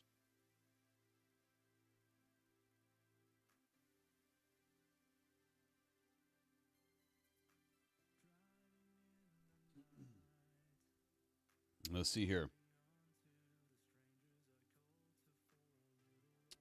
Oh, gosh. Precisionetica said, "Heaven has smiled upon us this night. We was streams are eternal classics." I appreciate that. That's very thoughtful. I would have had a much better arrangement tonight if I could have got started even earlier in the day. But I still got started at a good time so that I could build kind of a little chronology of different ones that I found. But the ones I really like are the ones that actually aren't either of these formats I showed tonight. It's just a lot harder to find the ones that I really like.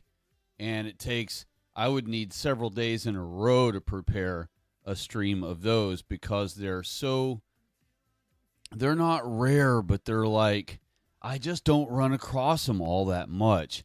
And it's the ones where they're basically standing in front of the camera telling you their BS, right? And it doesn't go into a bunch of different pictogramming and slide showing, kind of like I do. And it doesn't go into any AI. It's just kind of them and then showing and then switching from them, or they have the internet right beside them while they're talking so that you can see on the internet what they're showing you. And they just go from like websites to websites or whatever. And that's kind of more the format I like using, that they sometimes still use, that I like to present. And it's really because once they blow up the references they're using full screen, I can then pause the screen and show that their reference doesn't say anything that supports what they're trying to claim from it. And so that's why I like using that format versus the AI garbage or whatever.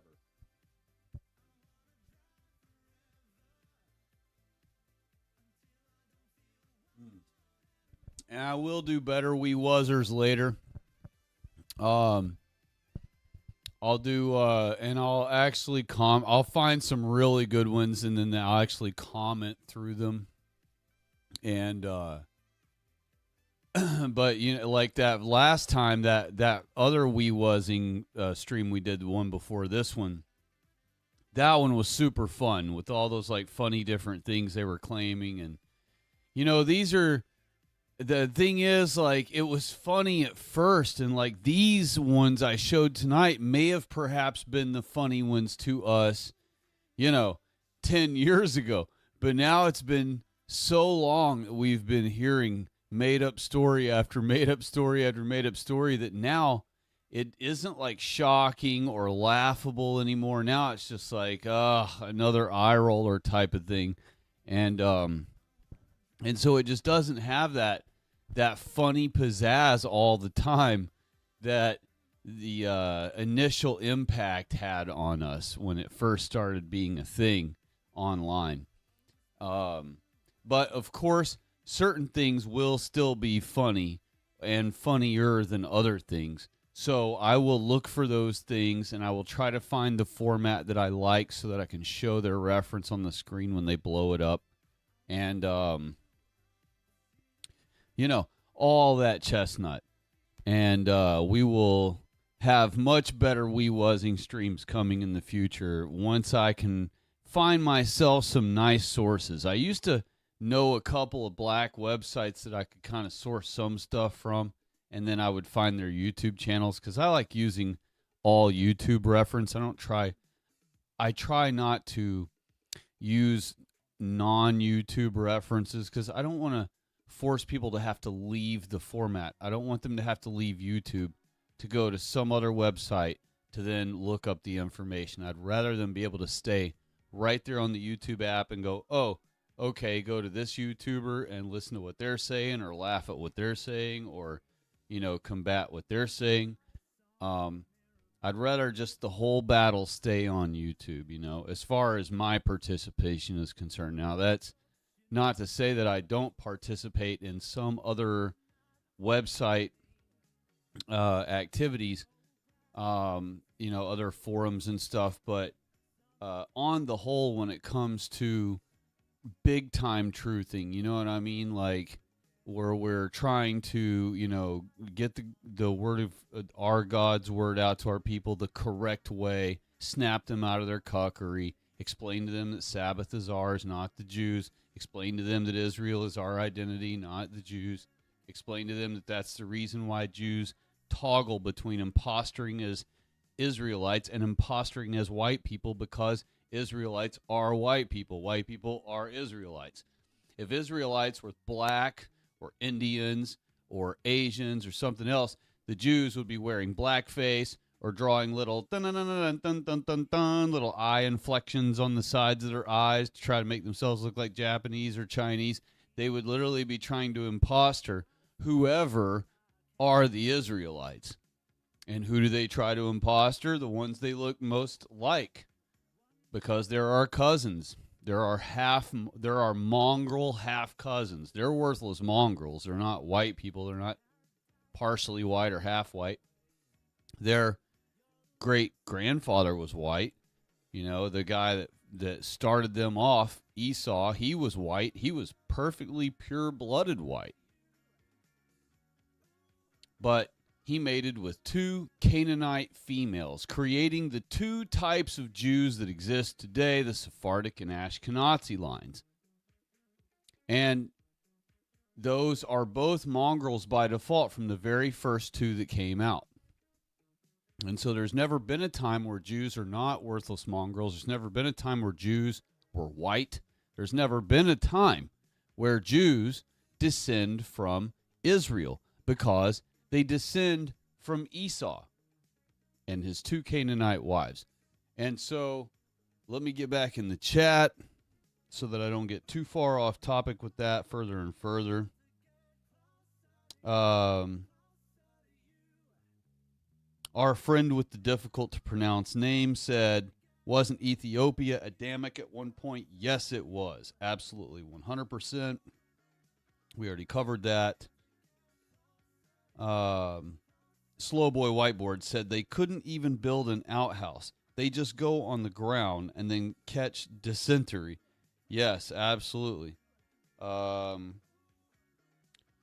friend with the difficult name said, I know ancient Egypt was Adamic, but I don't know about Ethiopia. The blacks definitely didn't build those castles. Absolutely true. And look at those churches, the underground churches, like the reverse dug into the ground churches and all that stuff. They didn't build any of that stuff. You know what I mean? Look at the precision. Look at the difficulty level of those things.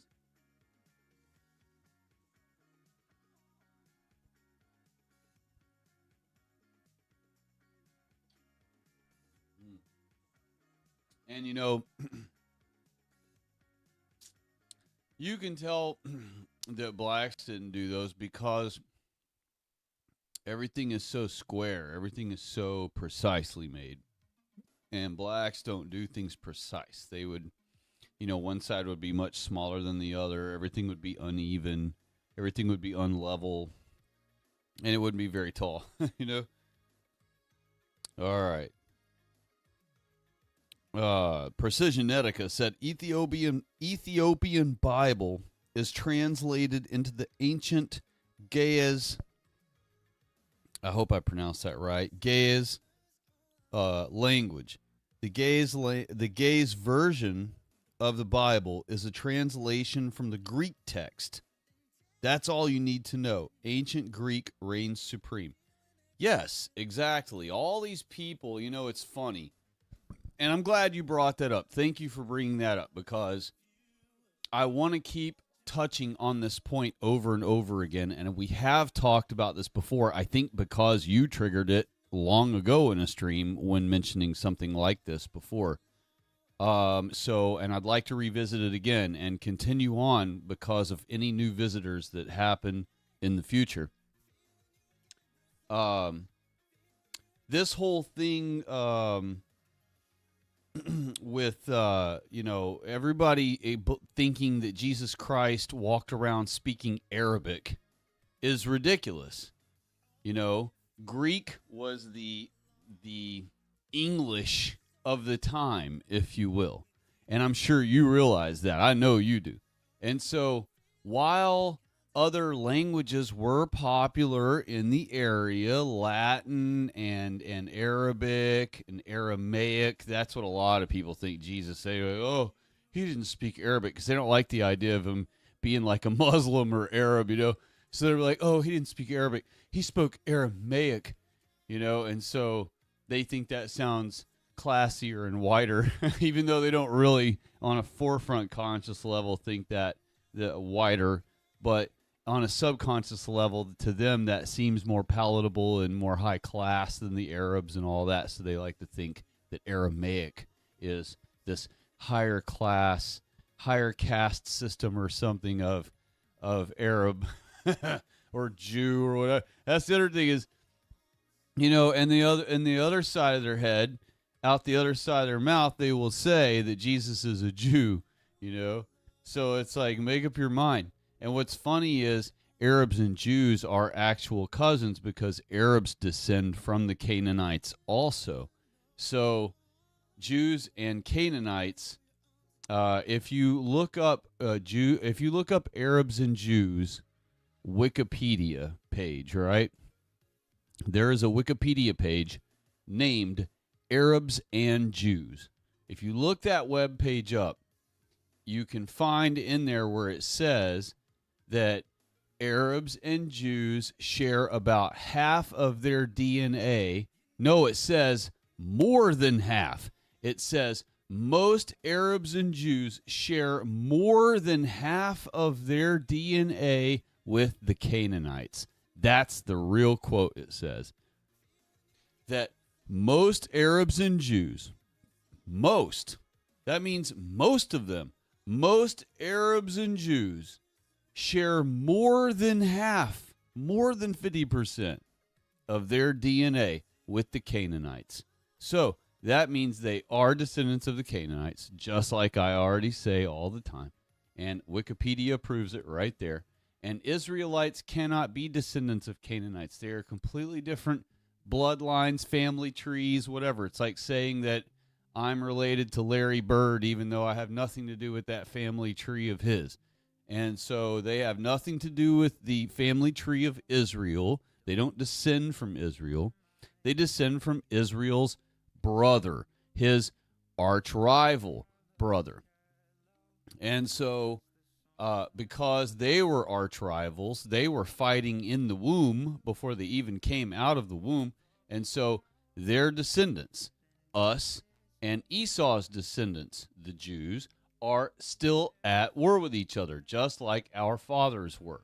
And so that is the dichotomy that the whole entire Bible is really about and leads up to and ends up being the final battle between in the end of times.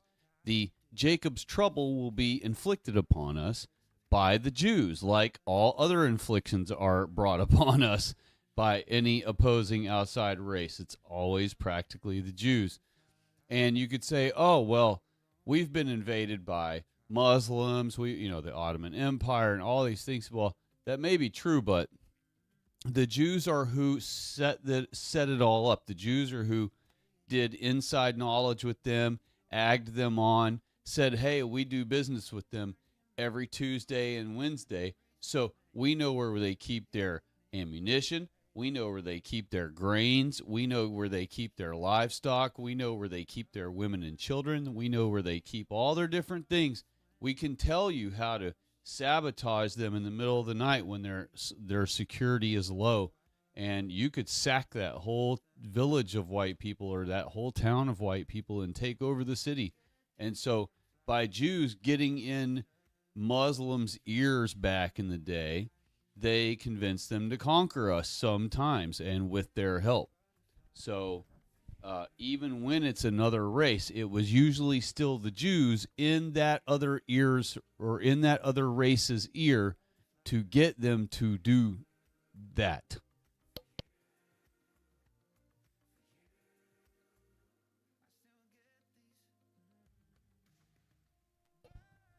All right. Let's see here. And to just circle all the way back Jen Psaki style to the Greek language thing, that's what's so annoying about all these Civnat conservatives talking or mentioning that Christ spoke Aramaic or any of this nonsense. No, he did not. I mean, it's not that he couldn't. Of course, he's Jesus Christ. He could speak every language that will ever exist on earth, that ever has, ever will. Languages that we will never know as mortals on the earth. We'll have to die and be resurrected by Christ and live in eternity before we'll ever even have the knowledge of some of these many millions of other languages that Christ knows. So, of course, he could have spoken Aramaic if he so chose for some whack reason. But it would have been unnecessary because Greek was the English language of back then. You know, the English language now, the whole world tries to know it, tries to be able to speak it, tries to be able to understand it, tries to be able to communicate with Americans, white people, with it. Even though they live in some third world country 4,000 miles away, they will still try to learn English of all things most often. And so, and the only time they don't and try to learn something else like, say, German or French or whatever would be because they have a specific vested interest in that particular European country. Otherwise, they're trying to learn English because that is the universal world language now. And likewise, back then, Greek was the universal language of the world at the time. And I guarantee you the bulk of Romans even spoke Greek. I'll bet you most all Romans, I don't want to say most all Romans, I'm sure lots of Romans spoke Latin. But, and you know what? A lot of them didn't even speak Latin. A lot of them spoke, you'll be able to say it, whatever it is. I'm having a brain fart right now what it is. But Greek is the other major language that they would have all been speaking. So, and people will think, oh, well, Romans aren't Greeks. There's no way they'd be blah, blah. But actually, no. Greek is, it was the universal. It was literally like how the English language is now. It was considered the universal language that anyone who was a world traveler and knowledgeable and things like that would tried to have been able to speak in Greek to be able to communicate with all the other, intellectuals of that time. And so, of course, Christ is going to speak in the most effective language, the most common language, the most white language that was available at the time, which was Greek. And so, thank you for pointing that out again. So for all of you youth who are ever taught by your elders that Christ was walking around speaking Aramaic all the time or Arabic all the time, it's not true. He was speaking Greek. And let's see here. And as a matter of fact, Latin, even though it existed, the commoner did not know Latin. So that just shows you that they didn't even speak Latin. Even people who lived under Latin rule, right? They didn't speak Latin because if they had spoke Latin, they would have been able to end up reading Latin. And if they were able to read Latin, then they would have been able to read the Holy Bible scriptures. And the Catholic Church, ruled by the Jews, they did not want white people being able to read the Holy Scriptures. So they banned white people for about 1,260 years from being able to possess any scriptures at all or learn to read any of the scriptures. And so Latin was something that only the ultra-wealthy could speak and especially read or write. And in fact, a lot of ultra wealthy, back then, kings, queens, whatever, that were interested in being able to speak Latin, know Latin, read, write it, whatever. A lot of them didn't even ever learn or try to learn reading or writing it because of the complexity and the effort you have to put forth and all the stuff. So they just paid other people to translate it for them all the time. And that way they could enjoy Latin as a code language above the commoner. But they would still have to use, like any commoner would need, they would have to use themselves a translator. Let's see here. Our friend with the difficult to say name said, I don't know if I should laugh or get angry at these. Yeah, I mean, the thing is, I agree 100%. It's tough because you feel like that it's rage bait. You feel like chimping out on each one of these idiots, figuring out where they live and just showing up there and smacking them.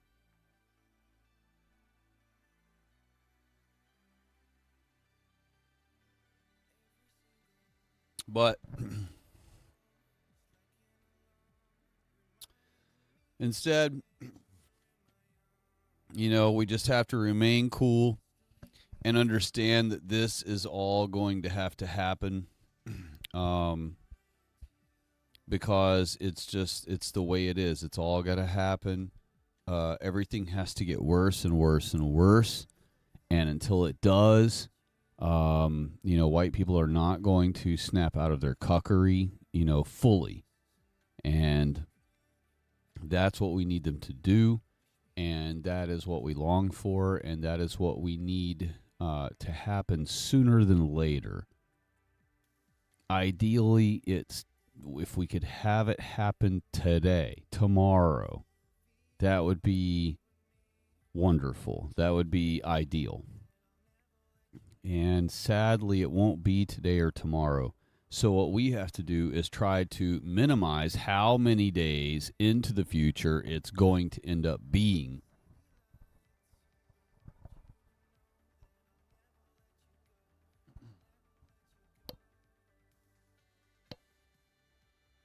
And there's a good reason why, because for every day, and I've mentioned this many streams, and I'll keep mentioning it through many more, that every day, even every hour that goes by, another 1 or 2 or 5 or 12 jumbo jetfuls of non-whites land on our U.S. soil for the first time ever. And they pile off of those jumbo jets 220 to 240 at a time, wearing their new hoodie and their new headphones, using their new phone that's telling them where to go to get on the van, to get in the van that's waiting for them at a certain area at the pickup spot at the airport, that's then going to take them to the welfare office to sign up for their papers to get free crap off of Whitey.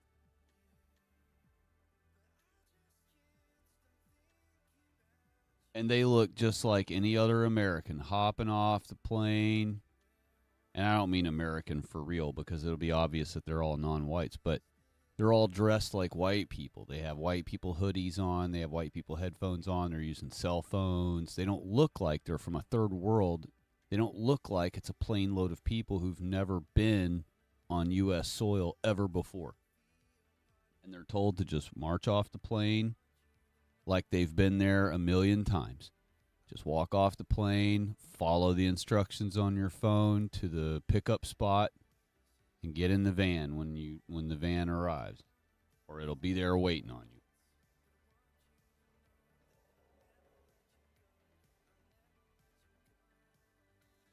And so because of that situation, that means every hour that passes by and every day that passes by, we have more and more and more and more and more and more and more and more non-whites in our country that have to be defeated. More non-whites to every one white man who can fight and who will fight and who's able to fight. And not only able to fight, there are white men who are able to fight but aren't going to be willing to fight, who will refuse to fight. There are able white men who are going to fight against us, thinking they're fighting the evil Nazis. All the while, they don't realize they're going to end up being eaten by their own team later on.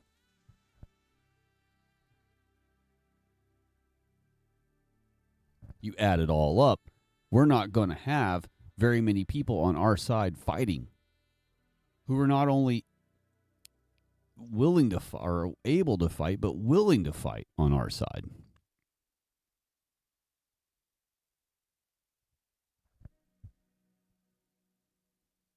So our numbers are going to be very low for our side. And every single day, every single hour, we have hundreds more, thousands more arriving. And don't think it's not happening just because Trump is in office. Don't dilute yourself into thinking any such nonsense. It has been happening nonstop since the 90s. And that's why they have such vast numbers here now. That's why we went from being 92% white in 1990 to 40-something% white America now in 2025. We're talking just 27, 37. No, I'm sorry. We're talking 30 years, just 30 years time. 95 to now would be 30 years. So in just that short period of time, our population has declined like crazy while they've flooded us with thousands per hour through our airports. And they have all the conservatives staring at the southern border. All the while, they flooded Minnesota with Somalis through the northern border. And Canada was happy to dump them into America. They were happy to comply with smuggling them in. Guarantee you Canada is who smuggled them into Minnesota. So for us to sit around and think that we're hashtag winning is ridiculous. There are non-whites walking around everywhere carefree in our country every day. Take a look around you at any stoplight.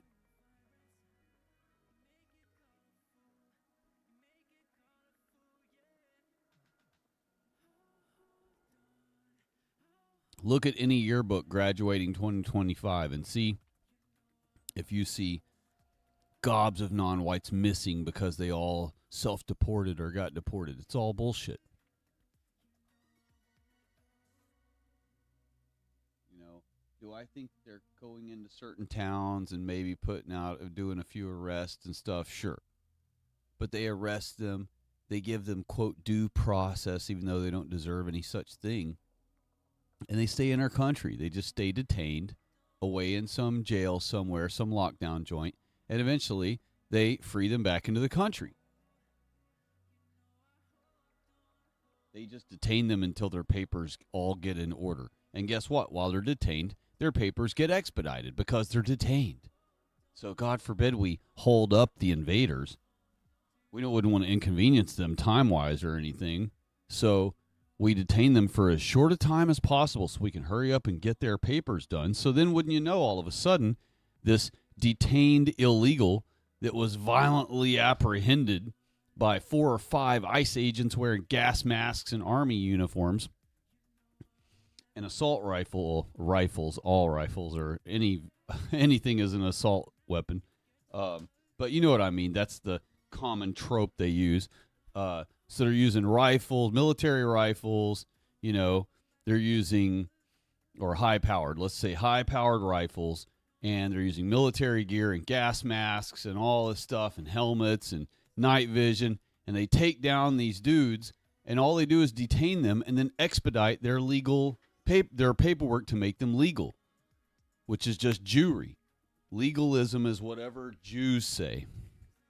That's what legalism is. Anything that's legal or illegal is whatever the Jews allow or don't allow. And oftentimes, most oftentimes, legalism is the complete antithesis of God's law, a.k.a. our U.S. white Christian fascist USA established laws. Like income tax, for example. Income tax is against our U.S. Christian fascist law.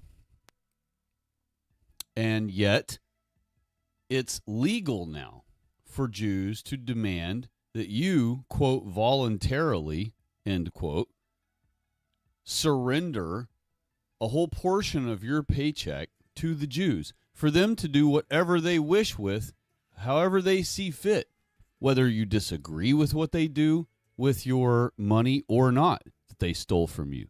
Keep in mind, it's silly for white people to think that they could have their money stolen from them against their will and then have some sort of say-so as to what's going to be done with that money. Have you ever heard of anyone who ever had their things stolen, their car broke into, their wallet robbed from them at gunpoint or something, and then that victim, be able to dictate in any way, shape, or form, or even recommend or suggest or insist that some of the money that was stolen from them, the wallet that was stolen from them, the valuable items that were stolen out of someone's car that was broken into, is that victim going to then be able to say, okay, well, since you stole my gold chain and my gun from the glove box of my car, I want 50% of that money to go to parks and infrastructure and bridges and schools, and I want the other portion of it to go to taking care of our elderly and and pay our Social Security debt and And so that's the silliness of white people expecting to be able to demand what is done with their tax money, because tax money is stolen from you. It's theft, Jewish theft, I would suggest to you. And since it's theft, it's silly for white people to be trying to demand and insist on what is done with this money that has already been stolen from them against their will. I mean, think of the idiocy of that. Like, trying to demand of some black guy how to spend your money after he pawns the shit he stole from you. That's literally what white people are trying to do with income tax money that's been stolen from them. So when you see conservatives being upset about what is done with our tax money, just realize that it's not our tax money, it's our money, and it's been stolen from us. And so, of course, they're not going to do anything that we want them to do with our money. Of course, they're going to do the exact opposite of what we'd like them to do with our money, because that's the whole point of stealing it, is if they could convince us to do with our money what they want us to do with our money, they wouldn't need to steal it from us to do it themselves. They could just convince us to use our money and do whatever it is they wish for them. Instead, for them, it's much easier rather than trying to convince us, they just steal our money and then do with it what they will.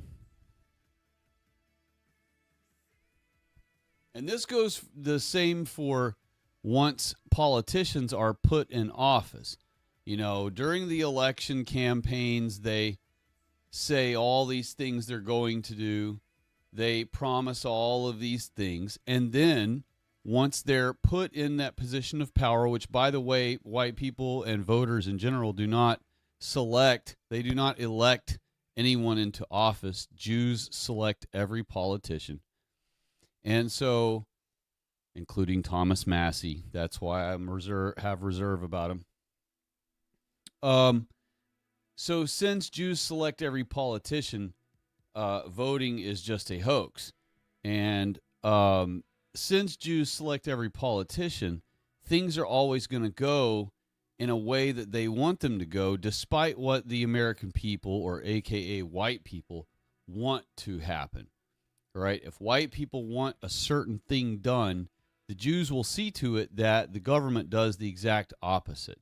And basically that has, if you notice, that has been the theme with our government for the last 50 or 60 years, basically since the 1965 Hart-Celler scam. Our government, including then, but starting then for sure, has basically stopped trying to convince the American people to go along with whatever they wanted to impose on us. And instead they just say, F you, we're the government, we know best, you, even though you disagree, you're just wrong in this situation, and therefore we're going to do this anyway. We're going to either make this legal or illegal anyway. We're going to do this thing you don't want us to do anyway, and you're going to eat shit and deal with it. And that's that. And that's how our government has been about every single thing. If white people want bridges, the government says no bridges. If white people say we don't want a bridge there, the government says we're building a bridge starting tomorrow there. Literally everything is opposite day with our government versus us white people. Our government is openly against white people. They invite random worthless nogs to come into congressional sessions and say that the only solution to America's problem is to exterminate all the white people. And that person isn't silenced immediately with a gavel and order in the room, and this room will come to order, and we're going to ask you if you'd like to retract your statement, like they just asked of Marjorie Taylor Greene and some others the other day, when they said something that the room thought was abhorrent. But no one gavelled this fool when he said that back in 2005 or whatever during a congressional session. And so, you know, all these different colleges, these professors, as they call themselves, none of them are real professors, but they've been given those titles, handed over those titles, even though they're low IQ third worlders. And they have spent the last 20 years in our colleges spewing anti-white nonsense day and night, giving out fake doctorates to all of these black females with these made-up studies that don't really exist. They're just studies into whiteness, studies into how to live and navigate through whiteness, studies of how to disassemble whiteness, how to destroy whiteness, how to understand and decode whiteness, everything to do with whiteness, all these millions of different made-up, quote, studies, end quote, about whiteness and about white people and about racism and about, what's the other one? Slavery, right? So they do all, and black history, of course, because that's part of their new gag. So when you add all those things up, we have this enormous machine working against white people with Jews at the helm, at the controls of it all. And of course, I'm not telling any of you folks in the chat anything that you don't already know, but I'm saying all of this to explain how it is for any new listener that may chime in, someone new to the truthing community. This is the real truth. This is the real way the world really works. And this is our terrible reality that white people are forced to live under right now. This is why you, Gen Z and Gen Alpha and Gen Beta and whatever comes after that, who may hear this message in the future, this is why you all are surrounded on all sides by a sea of black-haired non-whites. And we are doing what we can to try to wake up people in our year right now of 2025. We apologize to all of you in the future if things are still very grim or much worse. And just know that we are trying here in 2025 to reach as many of our people in this time frame as we can, in this era as we can, to try to save you folks in the future from living in despair and ruin and Mad Max scenario, if you will. And for those of you in the future who probably won't know what Mad Max means, there was a movie in the 1980s, and we call it Mad Max, but it had titles to the movies like Thunderdome, and there was another Mad Max also, I believe. So that is what we are referring to, and if you ever watch one of those movies, you'll see that everything was dystopian. Everything was destroyed and ruined, and anyone who had a vehicle, they had created it out of junkyard parts, so everything is like a rat rod, junkyard, makeshift homemade vehicle, and the only thing that still exists somehow is shit tons of endless amounts of ammunition so that everybody can shoot at each other endlessly. And but there's no running water anywhere, no infrastructure anywhere, no functioning cities or civilizations anywhere anymore. Everything is dystopian and destroyed and ruined, and everyone is living like savages and traveling in packs of acting like wild maniacs. And so that is basically what you folks in the future who end up hearing this perhaps may be living under. And I hope and pray that we defeat them, the non-whites and Jews, in this time. And I hope that in the future you're listening to this going, wow, we dodged a bullet. Listen to how bad it was on schedule to happen and get by the time we would be alive right now. So I hope that y'all listen to this and think, wow, we dodged a bullet. Thank you, God, that generation of our ancestors back in the past in 2025 spoke up and did something. They noticed what was happening. They endured the ridicule and the shame that came from all of these people who were completely in the wrong, who had not a high enough IQ to understand the situation by noticing patterns. And, I hope that it ends up working out. I hope that you folks that hear this message way into the future high-five each other and are thanking each other and toasting to each other in a wonderful all-white utopia again.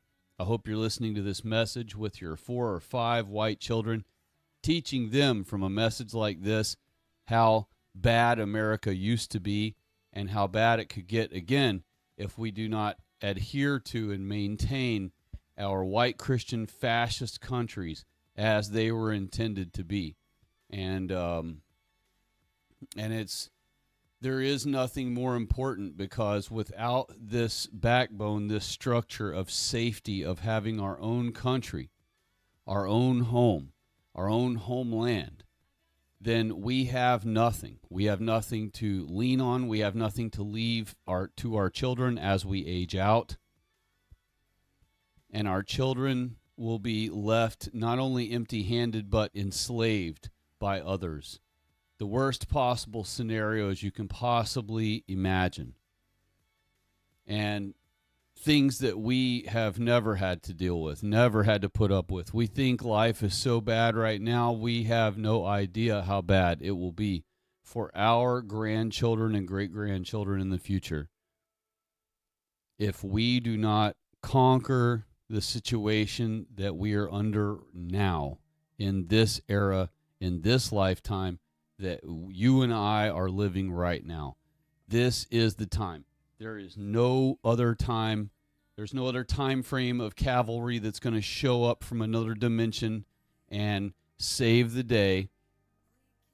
God expects us to change our ways, to go back to keeping his holy Sabbath, so that he will then lift his curse from us. But at the same time, he wants us to be fighting off the curse all along also, because that shows God that we are not cool with the curse, that we haven't become friends with the curse, that we haven't embraced Wiggerism and multiculti hellholism and, quote, coexisting, end quote, with, the Jesus haters and all their billions of non-white bioweapons, that we're not cool with the Tower of Babel concept, that instead we side with you, holy God, and we side with your favorite son, Jesus Christ, and we side with all of heaven and all of the angels who represented and fought for your side and for your position.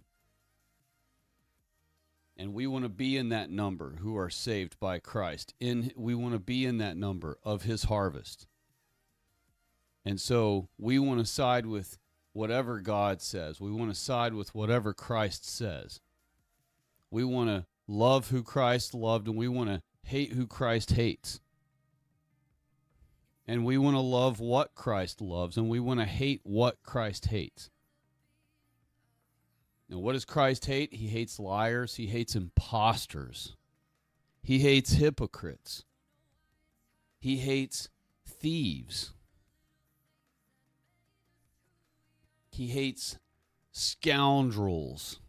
He hates grabblers. He hates money changers. And for anyone who may be a money changer and do it legitimately as your living or as a side hobby for side money, I don't mean you. I mean the type who clip coins, who change money through usury and through lies and deceit and through speculation, which are also just made up fiction by the Jews usually. Nowadays, it isn't just made up fiction. Nowadays, they can actually force a company to go belly up or force some merger of two companies, thereby making the stock swell or whatever. So they can actually manipulate what stocks will really do nowadays. But originally, speculation was just that. Just made up Jewish fiction, just made up what if, or I think that so-and-so is going to buy so-and-so in 6 months. You should give me some of your money and I'll use it as your broker to invest in this certain thing. And so Jews have followed those kinds of processes all along.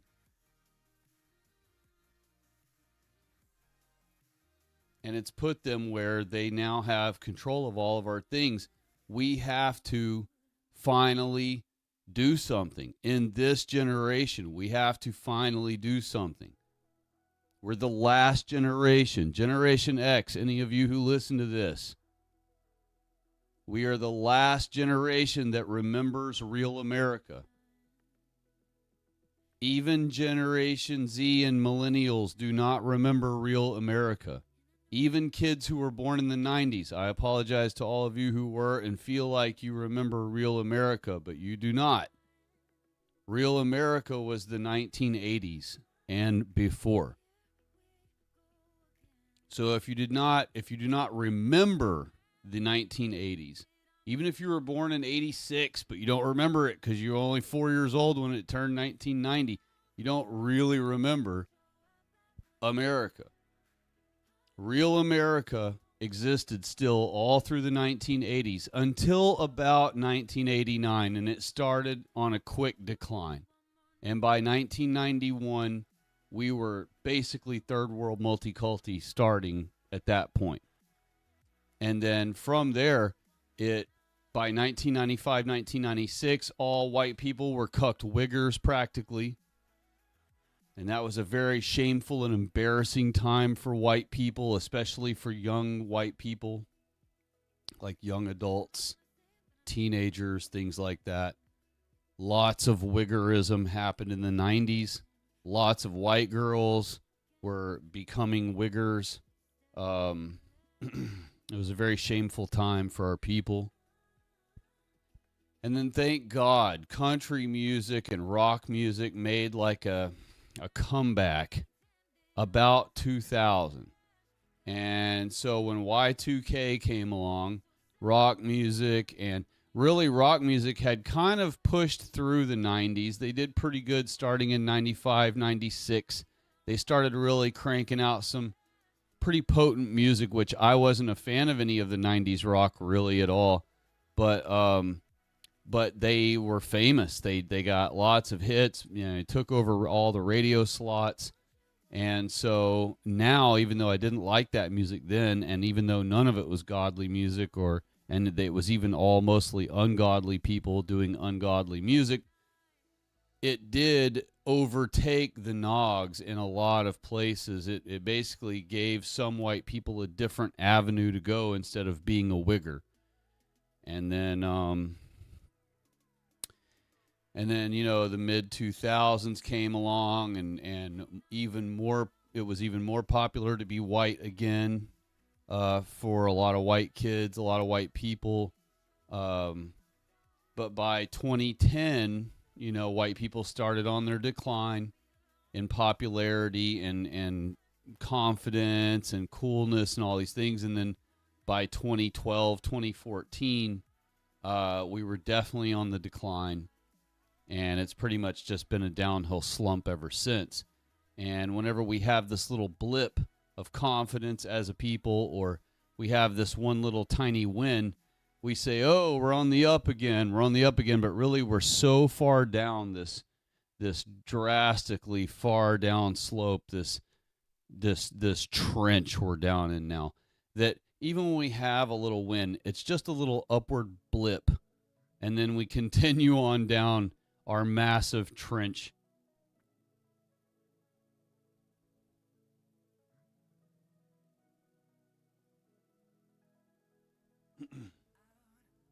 And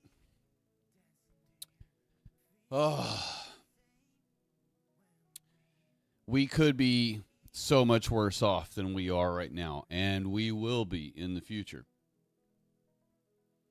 This will be the good old days in the future. You will think about 2025 and 2024 and 2023, and right now you think about how those years sucked so bad. But in the future, it's going to be so bad that these years right now will be considered the good old days to you. And you'll long for these times again.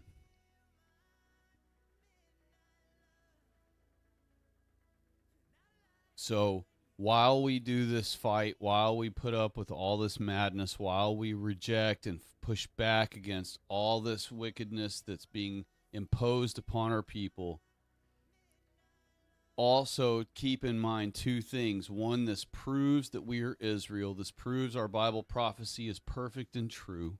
Therefore, the entire bit of it can be trusted. This proves that God's judgment will come and avenge all of us. on all of the non-whites who ever worked against white people and against all the Jews who have worked against white people.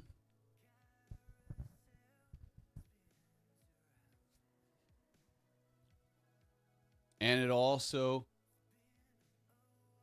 should also remind yourself to stop and just relax, just breathe, just be grateful. Be grateful that you were a part of the envy of the world. Be grateful that you are a part of God's elect.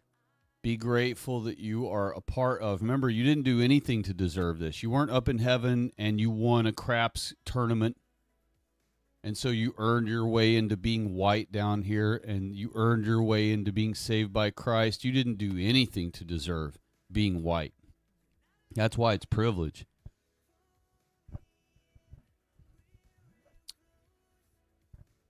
All these blacks that look at y'all with envy every day when you walk past them, and their hatred stirs up and their envy is about to burst out of their afro. A whole portion of them and their anger and everything they're processing at that time knows that you did not earn your spot. You know how white people are always calling DEI didn't earn it? Well, guess what, y'all? All of us white folks are DEI. We're God's DEI department. We're God's didn't earn it department. And all the non-whites know this.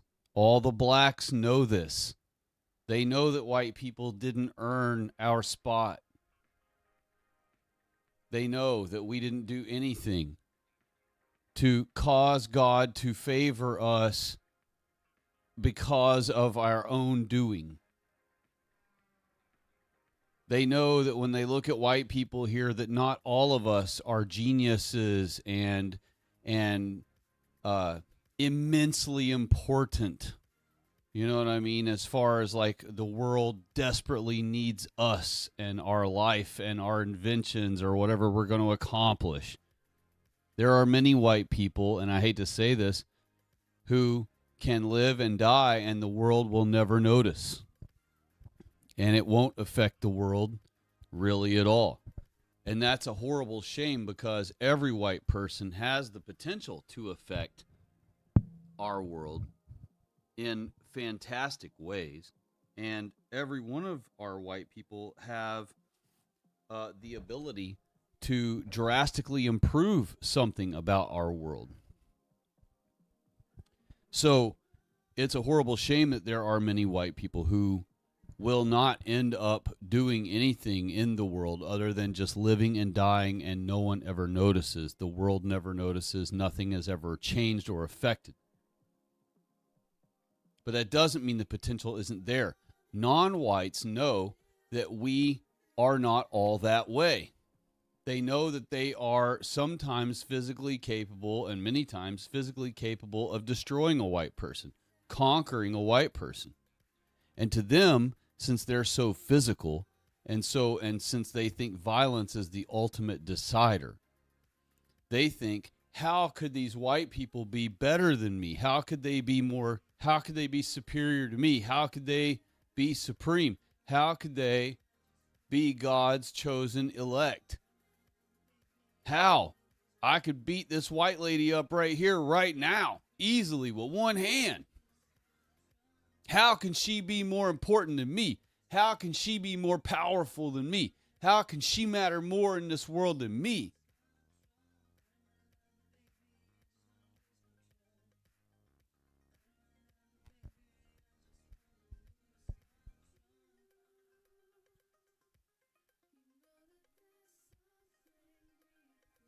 They understand that we did not earn this. We did not earn being white. That is why you're not supposed to be proud of being white. What do you be proud about? What is there to be proud about? You didn't win some game, some big ultimate tournament.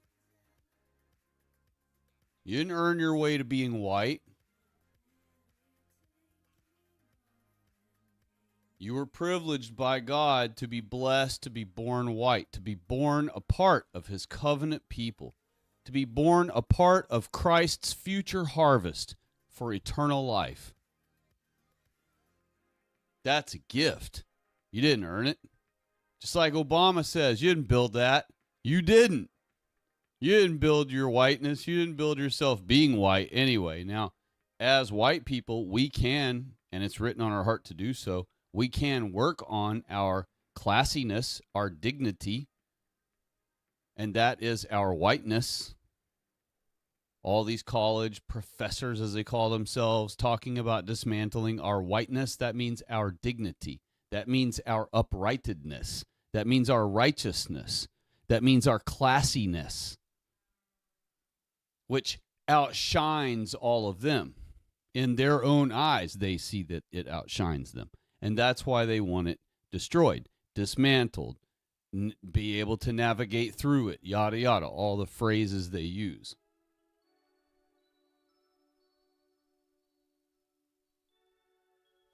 So you as white people need to be aware of what they think of you because it matters. Now, we're always joking and we'll say stuff like, who cares what a brownoid thinks?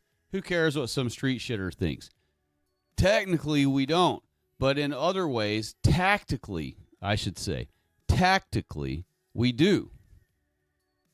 You know, emotional wise, we don't. But tactically wise, we need to because they are going to do whatever they can to conquer us. And they are here. And they are here at our government's wishes. Our own government invited them here to destroy us. And we have no higher authority in our land physically that's tangible, that we can go interact with, physically fight people, physically arrest people, yada, yada, than our own government.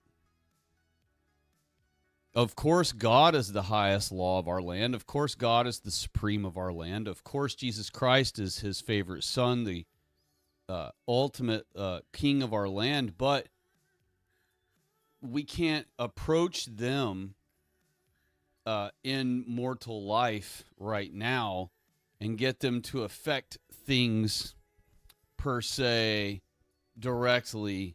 Not that it can't happen. You know, of course, God intervention can happen upon our request and all those things. But I just mean that there are actual politicians, physical beings that we need arrested. And there are tens of thousands of them total. 353 politicians at the executive, judicial, and legislative level. But then there are also tens of thousands at the local levels, major municipalities, major counties across our country, non-whites and Jews alike.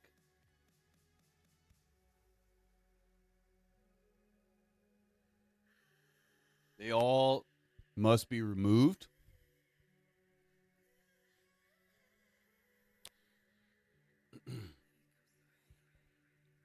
I can't tell you how God's going to do it. But if we keep Sabbath and we obey his and do things his way, Sabbath is really our only major thing we're screwing up. The only other thing that white people screw up is being sports cucks, right? Watching Afro ball. That's easy for a lot of white people to shed. A lot of white people already have. And the only other is rap, listening to that garbage. You know, should be easy for most people, white people, to ditch. After all, there are trillions of amazing white people songs where you can stay immersed in musical pleasure for all your waking hours from now until the end of your life. You can live in musical bliss with only white people music.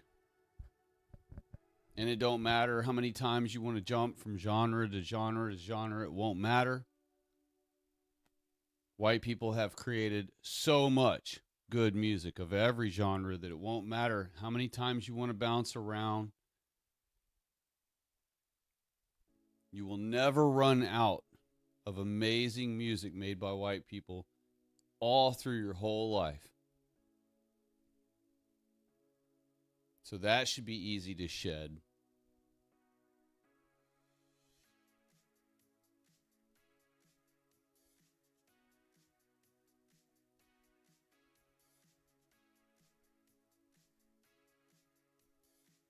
And it's just not that difficult. You know, we can overcome our situation with God's blessing. But we can't wait forever and ever and ever. We can't wait until Generation X are 80 and 90 and 100 years old. And Gen Z are now like fat 55, 60-year-olds. And Gen Alpha are 40 and 38-year-old, you know. We can't wait that long, y'all. We can't wait that long. Guess what? That means Gen X will be useless. Useless. We won't be able to help at all. Not even a smidgen.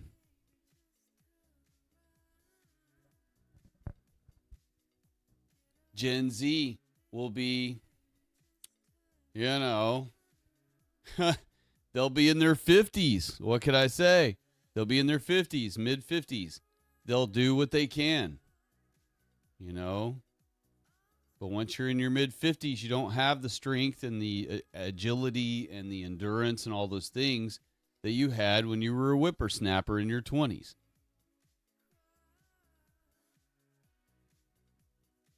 So they'll help however much they can help. And I'm sure plenty of them will. But, you know, they're only going to be so helpful at 50-something years old. Then you'll have Generation Alpha being in their mid-30s.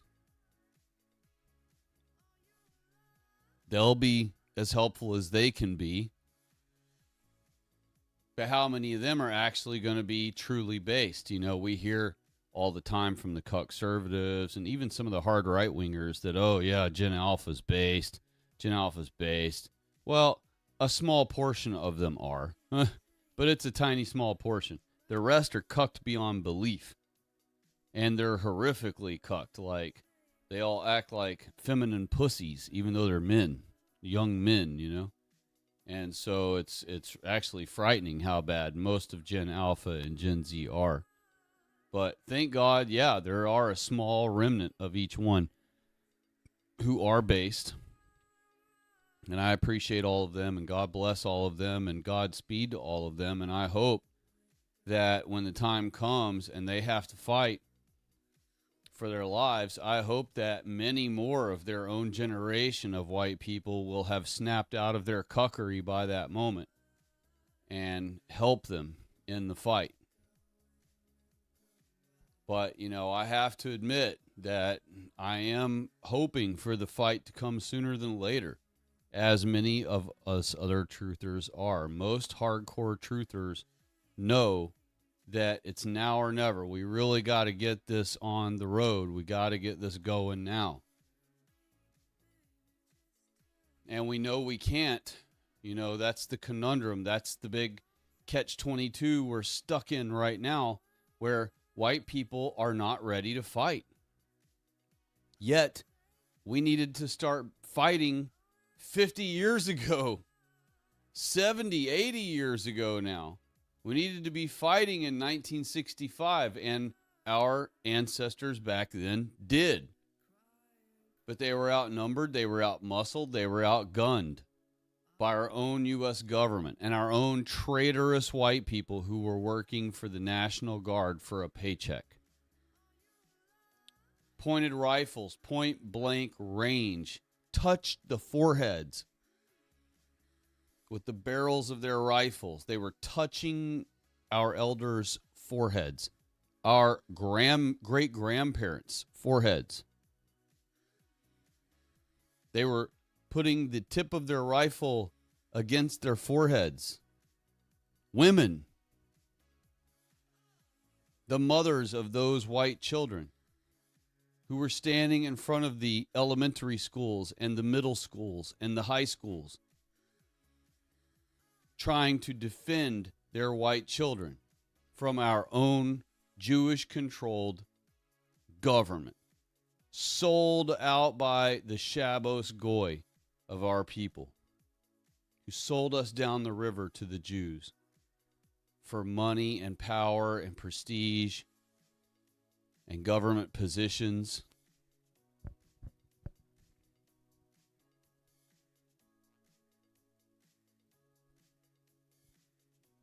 And everything is going according to plan so far. And now the blacks are putting out these millions and millions of hours of AI made-up stories where they created everything first, where white people are the invaders, white people are the ones appropriating all of their culture, that white people never had hygiene or bathrooms or civilization and civilized behavior until the blacks came along and taught it to us.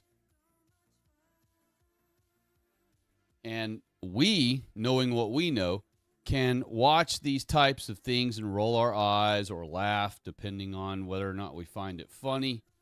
And, you know, for us, we understand it's complete and utter nonsense. But if we don't stand up now, if we don't watch these things, understand the nonsense they're saying, and then learn rebuttals for these claims,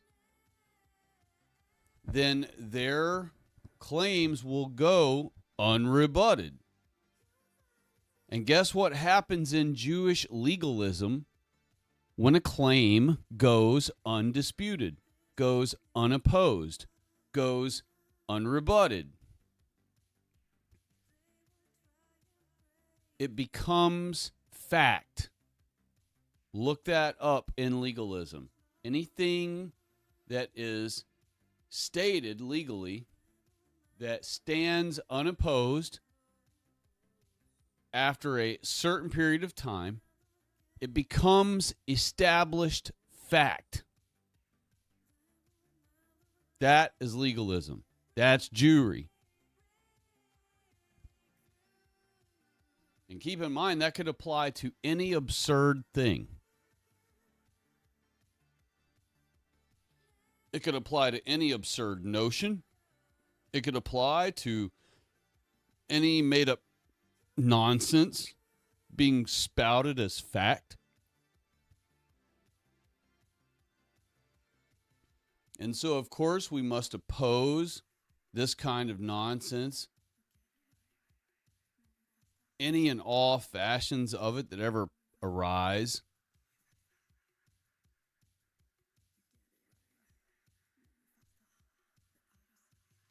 And we have to be speaking out against all of this stuff when you see blacks claiming, you know, that they was the people of the Bible, or that they built America or they built Europe or whatever.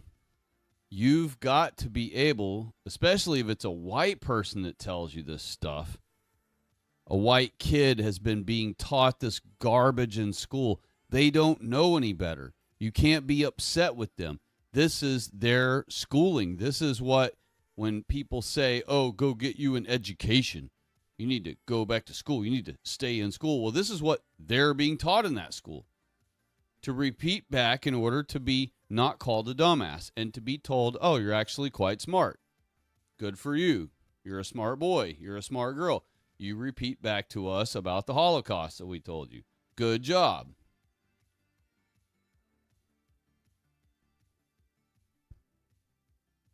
And so for us to be critical of them isn't healthy, and it's not helpful, because they are just repeating what they've been taught, even though it's ass wrong, and we know it is. They don't. For all they know, what they were taught is true. And they have no reason to even think that their school would ever lie to them, that their teachers would be celebrating their future demise.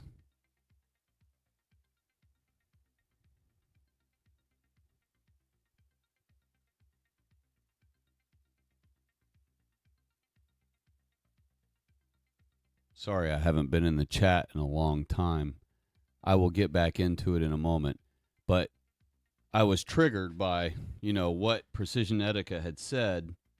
And, I'm sorry, not what Precision Etica had said, but what our friend with the difficult name to pronounce said. And, or am I still wrong? Was it Slowboy Whiteboard that said it? I'm scrolling back to see.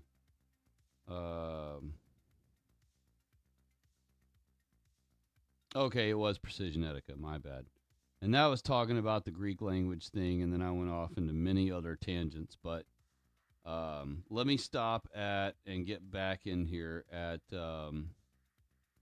Hugo the Pork Eater said, I don't think I can even watch this delusional nonsense. I almost want to feel sorry for them, but nah, to hell with them. I hear you. It's but the thing is, you don't need to feel sorry for any of them because they all know they're full of shit. In fact, most of them are making up their own variances of these stories when they, not in real time while they're filming their posts, but they think up in real time nowadays. They're trying to add to or make up their own versions of lies to then post as a video online as though they're teaching black history. Like, actually, there's some black history here you don't know about. And it's because it's made up bullshit, but then they'll go into starting their story about some imaginary crap. And let's see here. Vlad Kabobber said, the thumbnail's hilarious. Oh, okay, I already got to this part. Let me keep going. Vlad the Kabobber said, they was better architects than the French and Italians. Separation of synagogue and state. Yes, no kidding. That would be glorious. Vlad the Kabobber said, did I tell you I went to Denver in 2017? Mexicans were outnumbering me. Wow, that's interesting. In Denver, Colorado, eh? I have been to Denver before, several times. I don't recall seeing Mexicans, but it was really cold when I went. And I've never been to Denver when it's not really cold. So every time I've ever went, it was always in like the freezing cold of winter. Perhaps if I had been there in the nice part of the year, I would have maybe been surrounded by a sea of Mexicanos. It's funny how they work their way that far north, You wouldn't expect them to want to. I mean, Mexico, granted, it's hot as hell there, but, if you go further south, it becomes less desert. The further south you go away from the border of America. But, of course, that's the further away from Whitey world you get. The further away from air conditioning and electricity and running water and everything else that you get, too, I imagine. Let's see here. Vlad the Kabobber said, by the way, Phoenicians weren't Canaanite like some scholars say. Correct. And we even see that Phoenicians were actually white people as well. Remember, everyone written about in the Bible that has a name, all right? Phoenicians, Galatians, Colossians, all these different names in the Bible of groups were all white people. And so Phoenicians, even though it's not a book of the Bible, but you know what I mean, Phoenicians is like saying, like it's, and even though they're not the same people, but they're whites, like Galatians were, like Colossians were, yada, yada. You know what I mean? Like Thessalonians were. All those named types with a proper noun for a name, those are always white people. And non-whites never have a proper noun name anywhere throughout. our holy scriptures, they are only referred to as beasts and locusts. And so that's why, I mean, after all, you've never heard about a thing of horses in our Holy Bible being named a certain name and having some kind of prominence or whatever. Meanwhile, horses play prominent roles in the Bible, especially in Revelation with the 4 horsemen and all these things, but there is no faction or gang of horses or family tree of horses that have this royal bloodline and name and all the stuff. Why? Because they're simply 4-legged animals. They're beasts. And the upright bipeds are beasts of a different kind. They can speak. They can walk upright on 2 legs like we do. They can wear our clothing. They can operate machinery similar to how we can operate it because they have the same arm and leg length and articulation and everything. But they are a different species. They are not from Adam and Eve, and therefore they are not a part of mankind. Adam and Eve are the parents of mankind, but Adam and Eve only produced white children. So only white people are mankind, and the other types are simply beasts and locusts. And the reason our Holy Bible calls them that is because that is their nature. They have the nature of wild beasts, just as Diodorus Siculus said about them in section 8 of his report about Ethiopia. And they devour everything, and there's nothing left but destruction and ruin, just like how when locusts come into a farmer's field and eat every single smidgen of the crop away, where when the farmer comes out the next morning, there is absolutely nothing left. Total devastation, complete ruin. And so that is what non-whites do wherever they go. They suck the system dry first. Then once the system is dried up, there's no protection or maintenance on the area. So the area starts to deteriorate. And then as the value goes down, it becomes more accessible for more HUD housing. And then the government just says, fine, or the developer or the owner of the complex, whatever, starts being more and more hurting for money and says, okay, government, if you're willing, that's guaranteed money every month, for rent. So you want to just lease this whole place from me, and then they will, to flood it with non-whites. And so that owner is now at least getting a guaranteed paycheck every month. And now they've ruined yet another place and turned it completely brown forever. And I say forever, but only until we actually rise up and remove everyone from our country. Until further notice, that's what I should be saying. Until further notice, now these places are brownoided,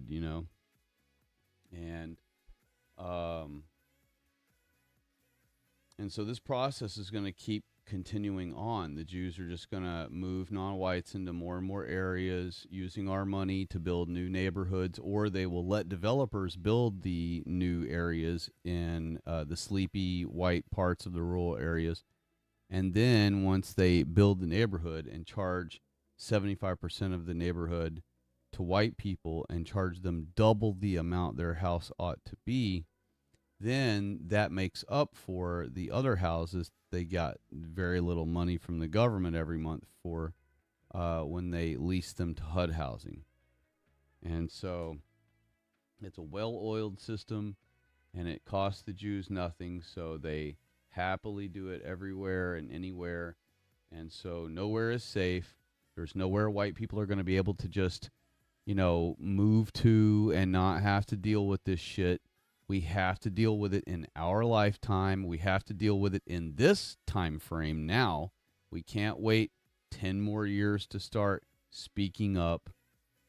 We can't wait 20 more years to start pushing back, as they like to call it. We can't wait 15 more years before we start speaking up about black crime against white people and about the ruin of our countries because of the Jews and all their demands of white people. We cannot go another 25 years where white people aren't allowed openly to be hired anywhere. Like they will just have it on every website, every sign at every door. No whites need apply. We can't wait that long. We don't have that kind of time, and we don't allowing ourselves to get that far and get that bad is just unnecessary.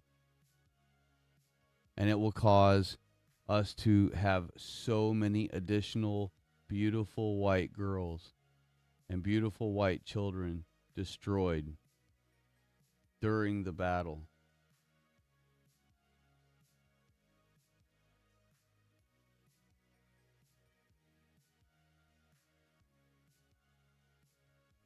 We have to do this, y'all. We have to do this. We have to do this. We have to take our country back in this lifetime that we are in right now.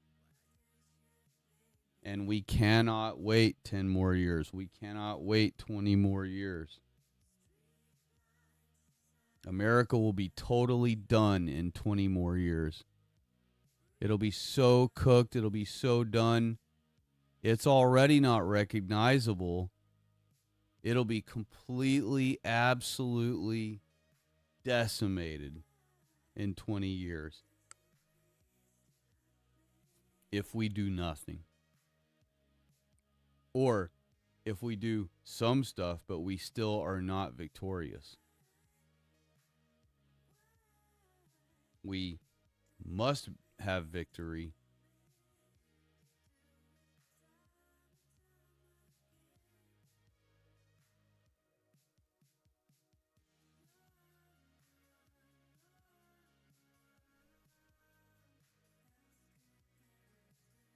And it is an absolute must. Because they want us dead.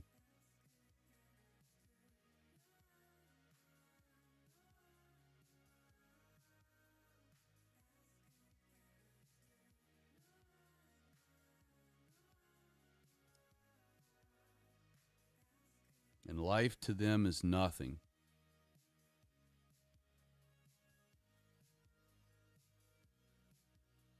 They'll kill an entire plane load of innocent people just to get rid of you.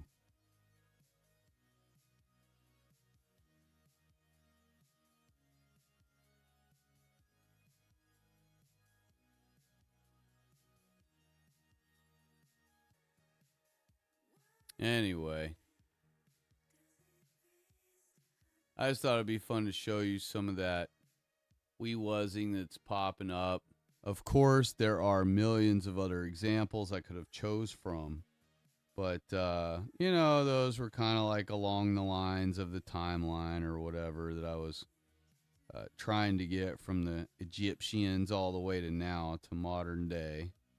And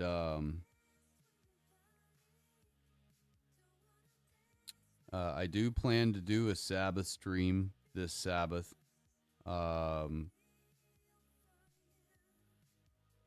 But sometimes life gets in the way.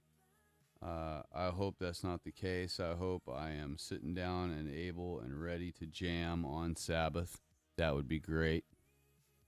And I look forward to that. I look forward to every Sabbath. And I apologize to the Lord in my Sabbath prayers for every Sabbath that I stepped on. And for every Sabbath that I ignored, every Sabbath that I didn't know or didn't notice.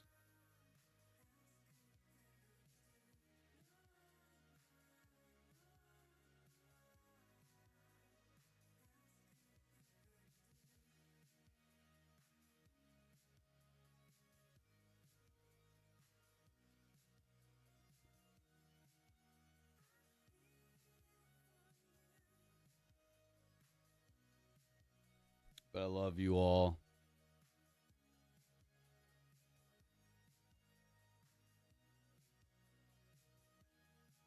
And that's why we do what we do, right? We do this for the love of it. For the love of our people. Some do it for the love of adventure.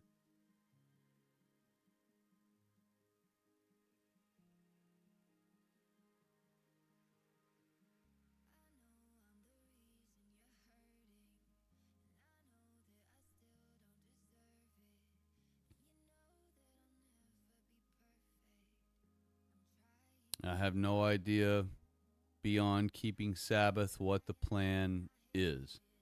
All I know is keeping Sabbath is step one. You want to win?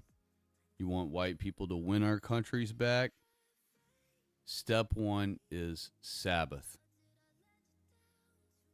And make sure you do your Sabbath prayers when Sabbath arrives.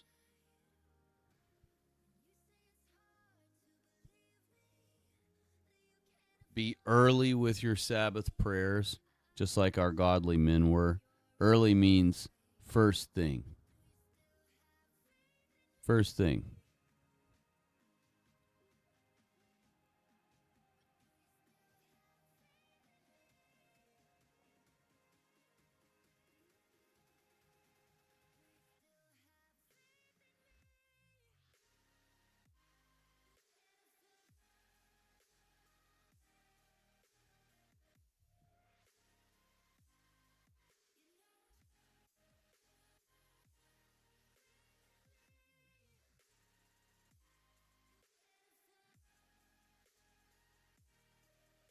But I love our holy Lord,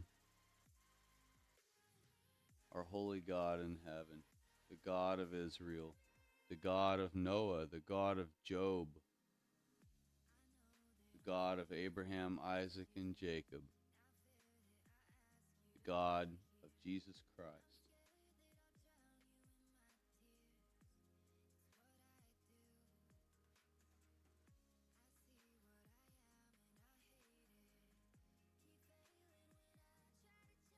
I'm grateful for this gift of being made white, despite me not doing anything to earn it. You being white is literally a gift from God. You know, that phrase gets thrown around a lot.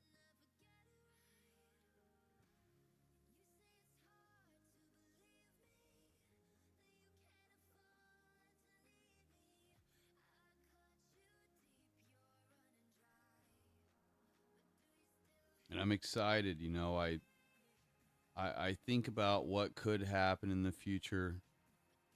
I of course I know that things are going to get worse and worse, but as they get worse, more and more white people will start waking up. You know, and as things get really bad, all the rich white people will start having to deal with these inflictions. And once the wealthy people start taking really big hits, you know, their mansion gets broke into, all their jewelry was stolen, you know, their wife, you know, had only just left to go get her nails done. She could have been home and been raped and killed. Like, as it starts truly hitting home, if you will, for them, I see, you know, another small tick of white people that will come to our side. And, you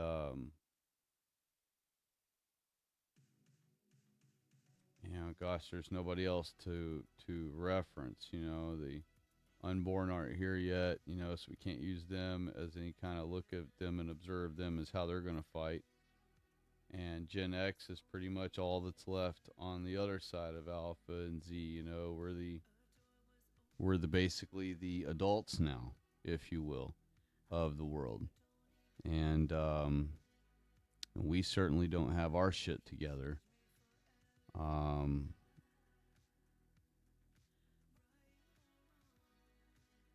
I would say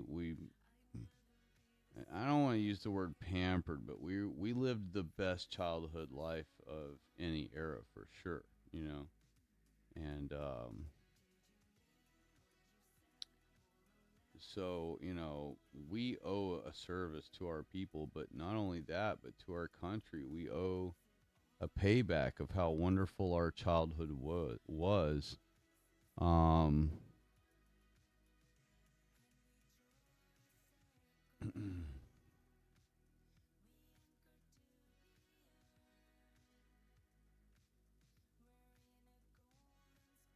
and I want you to be a part of it. I want to be a part of it. I want us to be the catalyst. You know, and it doesn't have to be on my video that it ends up happening.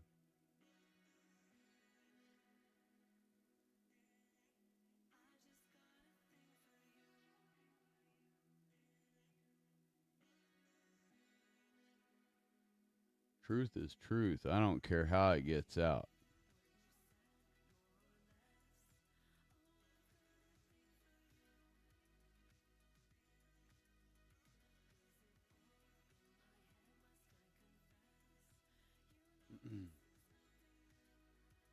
Oh, let me, I have not looked at the chat. My bad. Let me get back in here.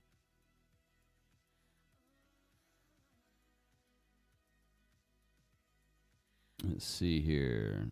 Vlad the Kebabber said, Thaddeus Flugible is here. Hello, God bless you, and happy Wednesday to you.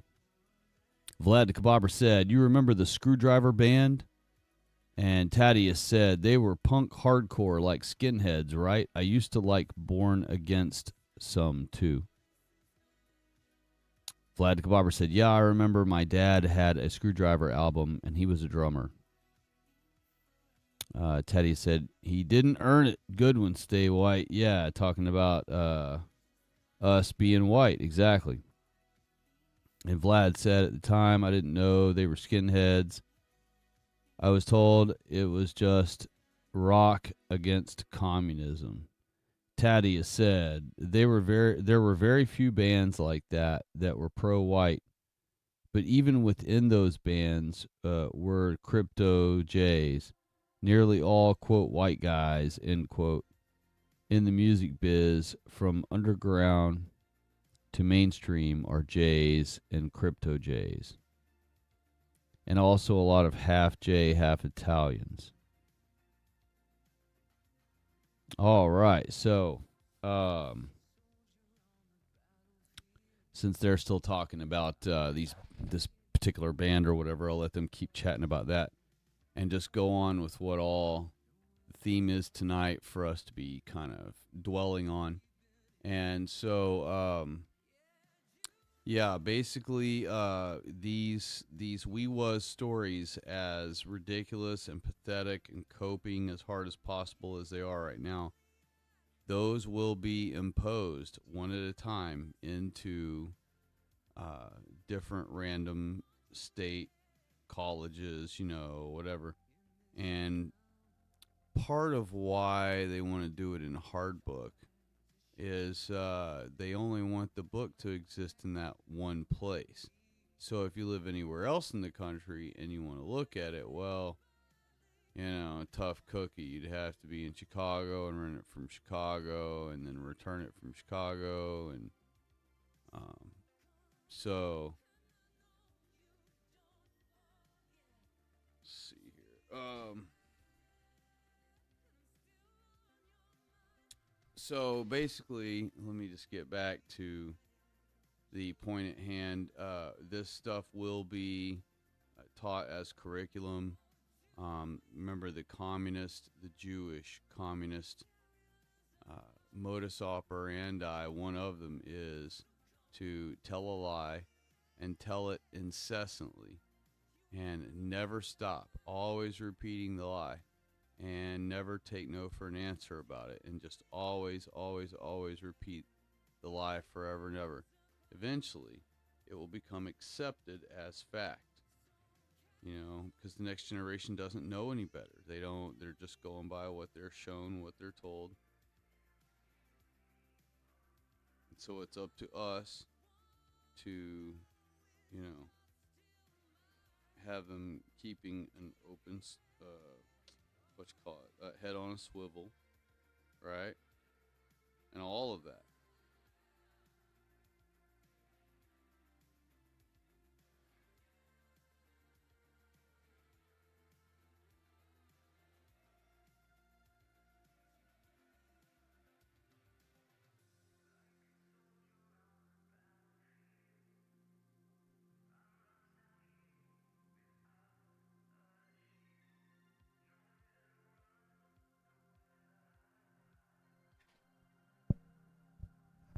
All right.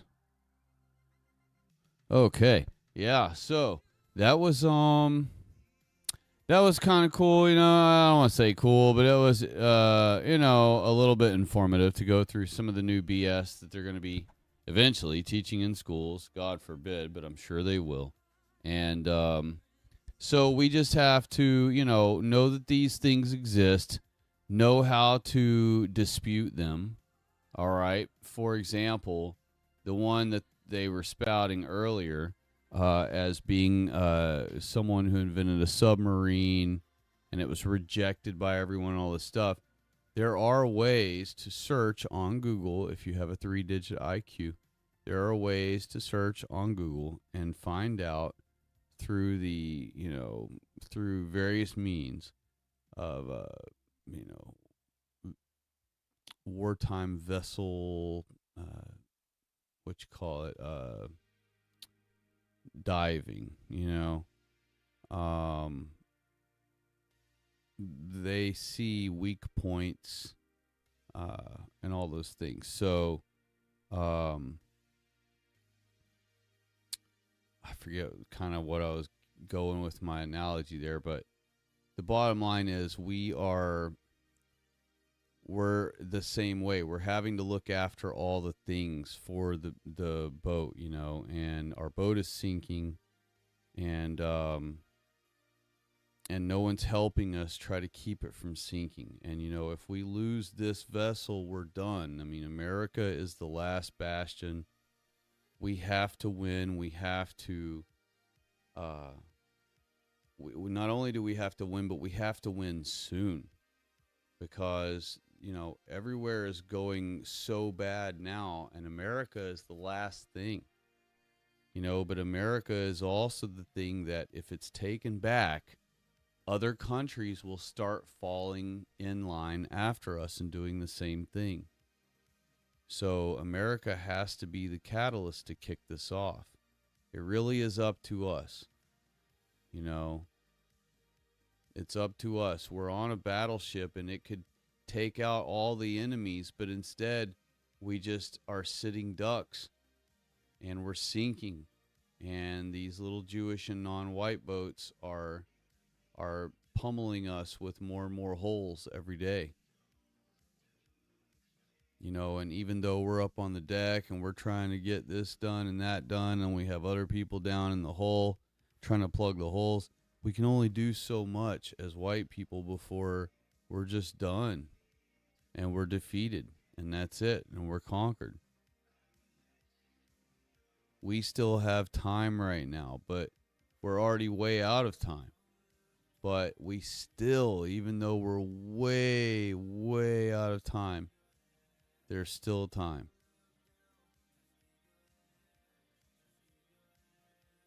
And our catch-22 is that there are still too many white people who don't have anything wrong in the world. In fact, their business may be booming like crazy because of all the invaders, so they've never been better. So they're not trying to help us fight anything.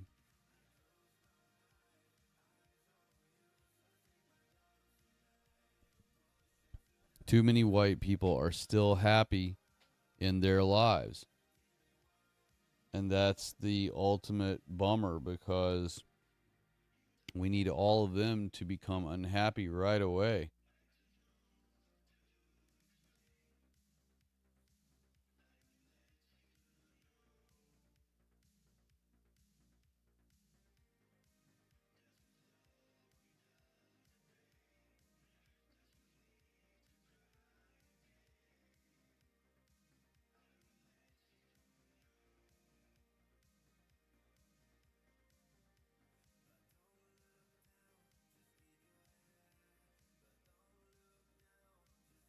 But just let all these things remind you that the whole reason all of this happens to only white people is because only white people are Israel. The non-whites understand this. The Jews already know this.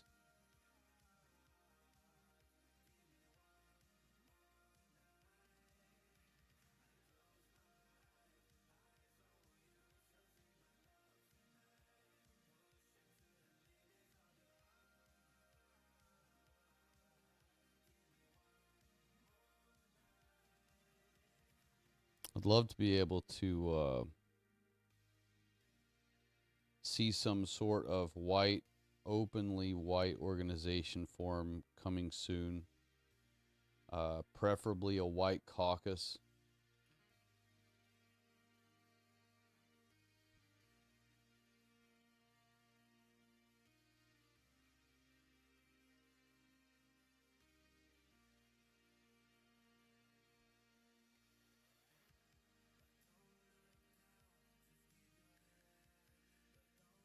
All right, let's see here. Check the chat. Okay. Hey, Deb of Christ has stopped by, and she chimed in and said hello. Hello to you, dear. God bless you, and I hope you have a happy Thursday tomorrow.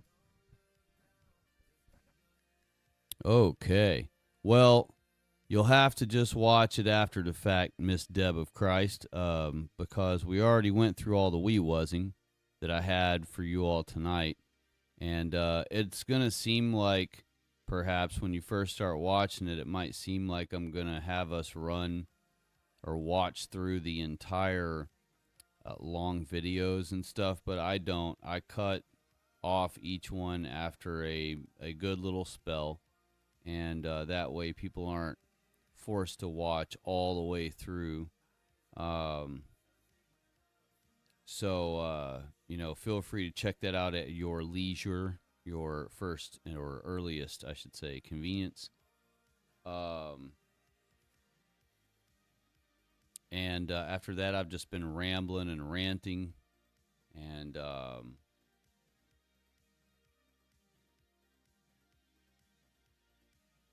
that is about it. I'm trying to think. I'm going through my mind if there was anything else that I've been that I wanted to point out while we were talking about this particular subject. And I know there are a million things. I won't think of them till later or whatever after the stream is over. But hopefully we will just, have more and more streams in the future where we cover some of these things in more detail. I just wanted to breeze through some of these because these are all AI and made up, black fantasy. But and of course all the others are too that we will go through in the future. But we may do like a very in-depth local study, not in a studio or anything like that, but like in an actual, real world scenario.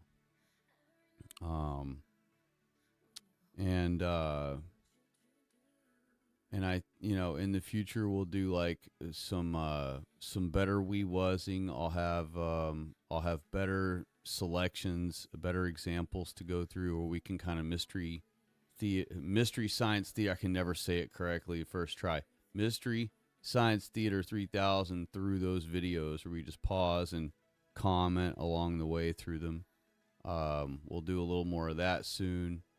But this one tonight, it was just, I'd had to have stopped at every couple of minutes or every like few seconds, I should say, and correct each thing along the way. And I just didn't want to take away from what was going on by doing that. It's too distracting.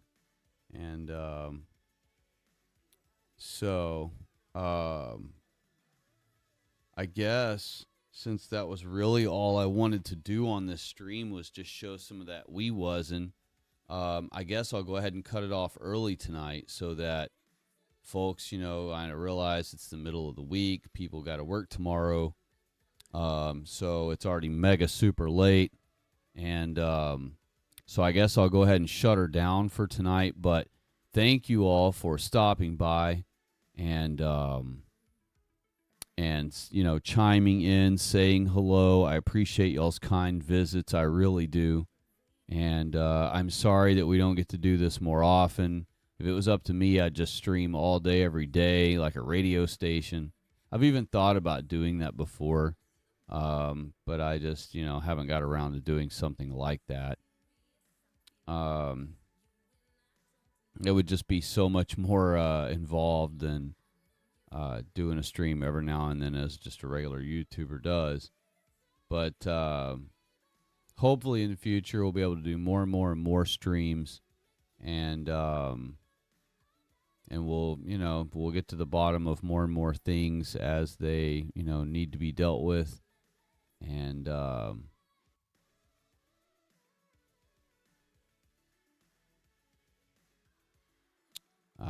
trying to think if there's anything. I know after I hang up, there's going to be like 2 or 3 things just pop in my head right away that I've been forgetting to mention.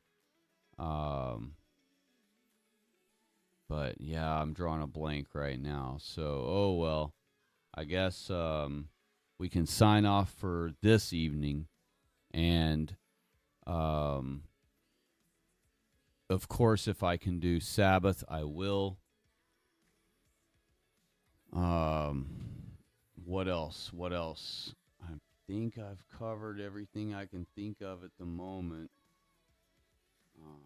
I really should write down some of the stuff, but since I was mostly focused on a theme tonight, I didn't really have to have notes. I didn't think, but then the show or the exhibit I wanted to show ends, and then I still had a lot of time. I wanted to rant and do things, so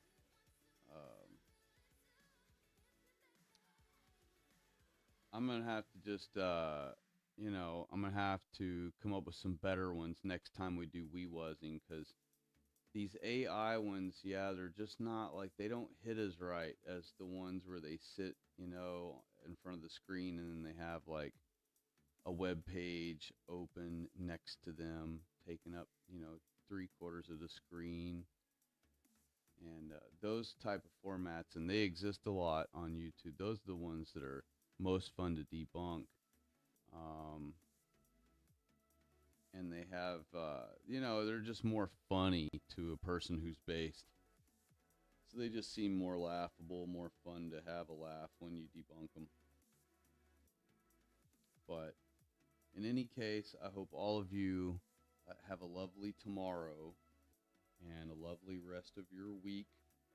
And I hope I do get to do a Sabbath stream. I certainly hope I get to do so.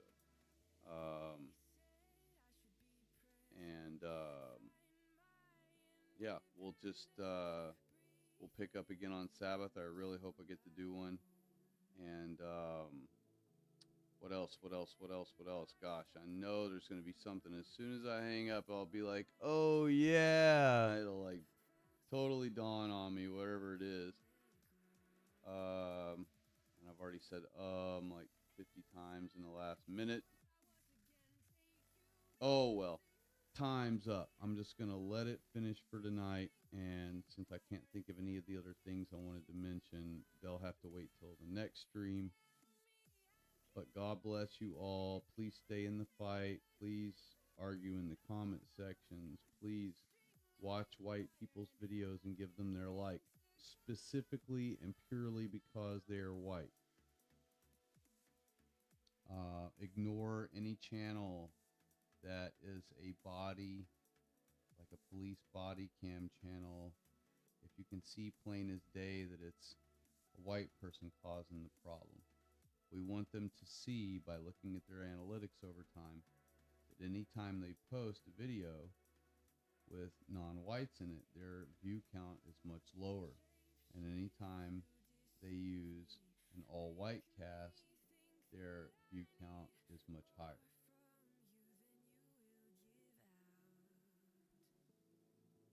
We have to manipulate best we can, with things like that.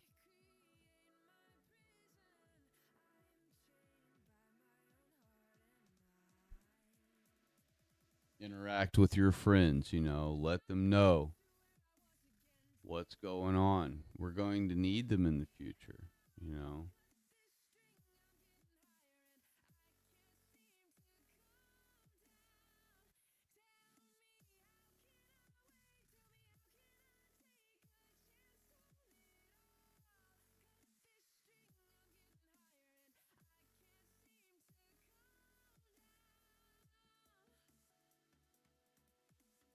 All right. So, well, let's do Sabbath hopefully, and I will talk to all of y'all later. Sorry, I was reading some stuff there, and I didn't mean to keep y'all just sitting there waiting. Yeah, we'll pick up not where we left off. We'll pick a new topic on Sabbath. We'll do something else, and just have fun in a different way. Enjoy our Sabbath a little differently than this stream was, and hopefully it will be not only fun but a little informative, and I always try to make sure that that's part of it, is that we're still being informative. And so hopefully we'll have even more fun on Sabbath. And next time we do We Wuzzing, I'll find even better examples that are a lot more fun to interact with and laugh through. So take care. God bless you all who are a part of my kindred people of God. I can't wait to talk to all of you again. I hope I talk to all of you this Sabbath. And I look forward to talking to y'all every chance I get. So y'all have a lovely night's rest. Enjoy a nice white day tomorrow. All right.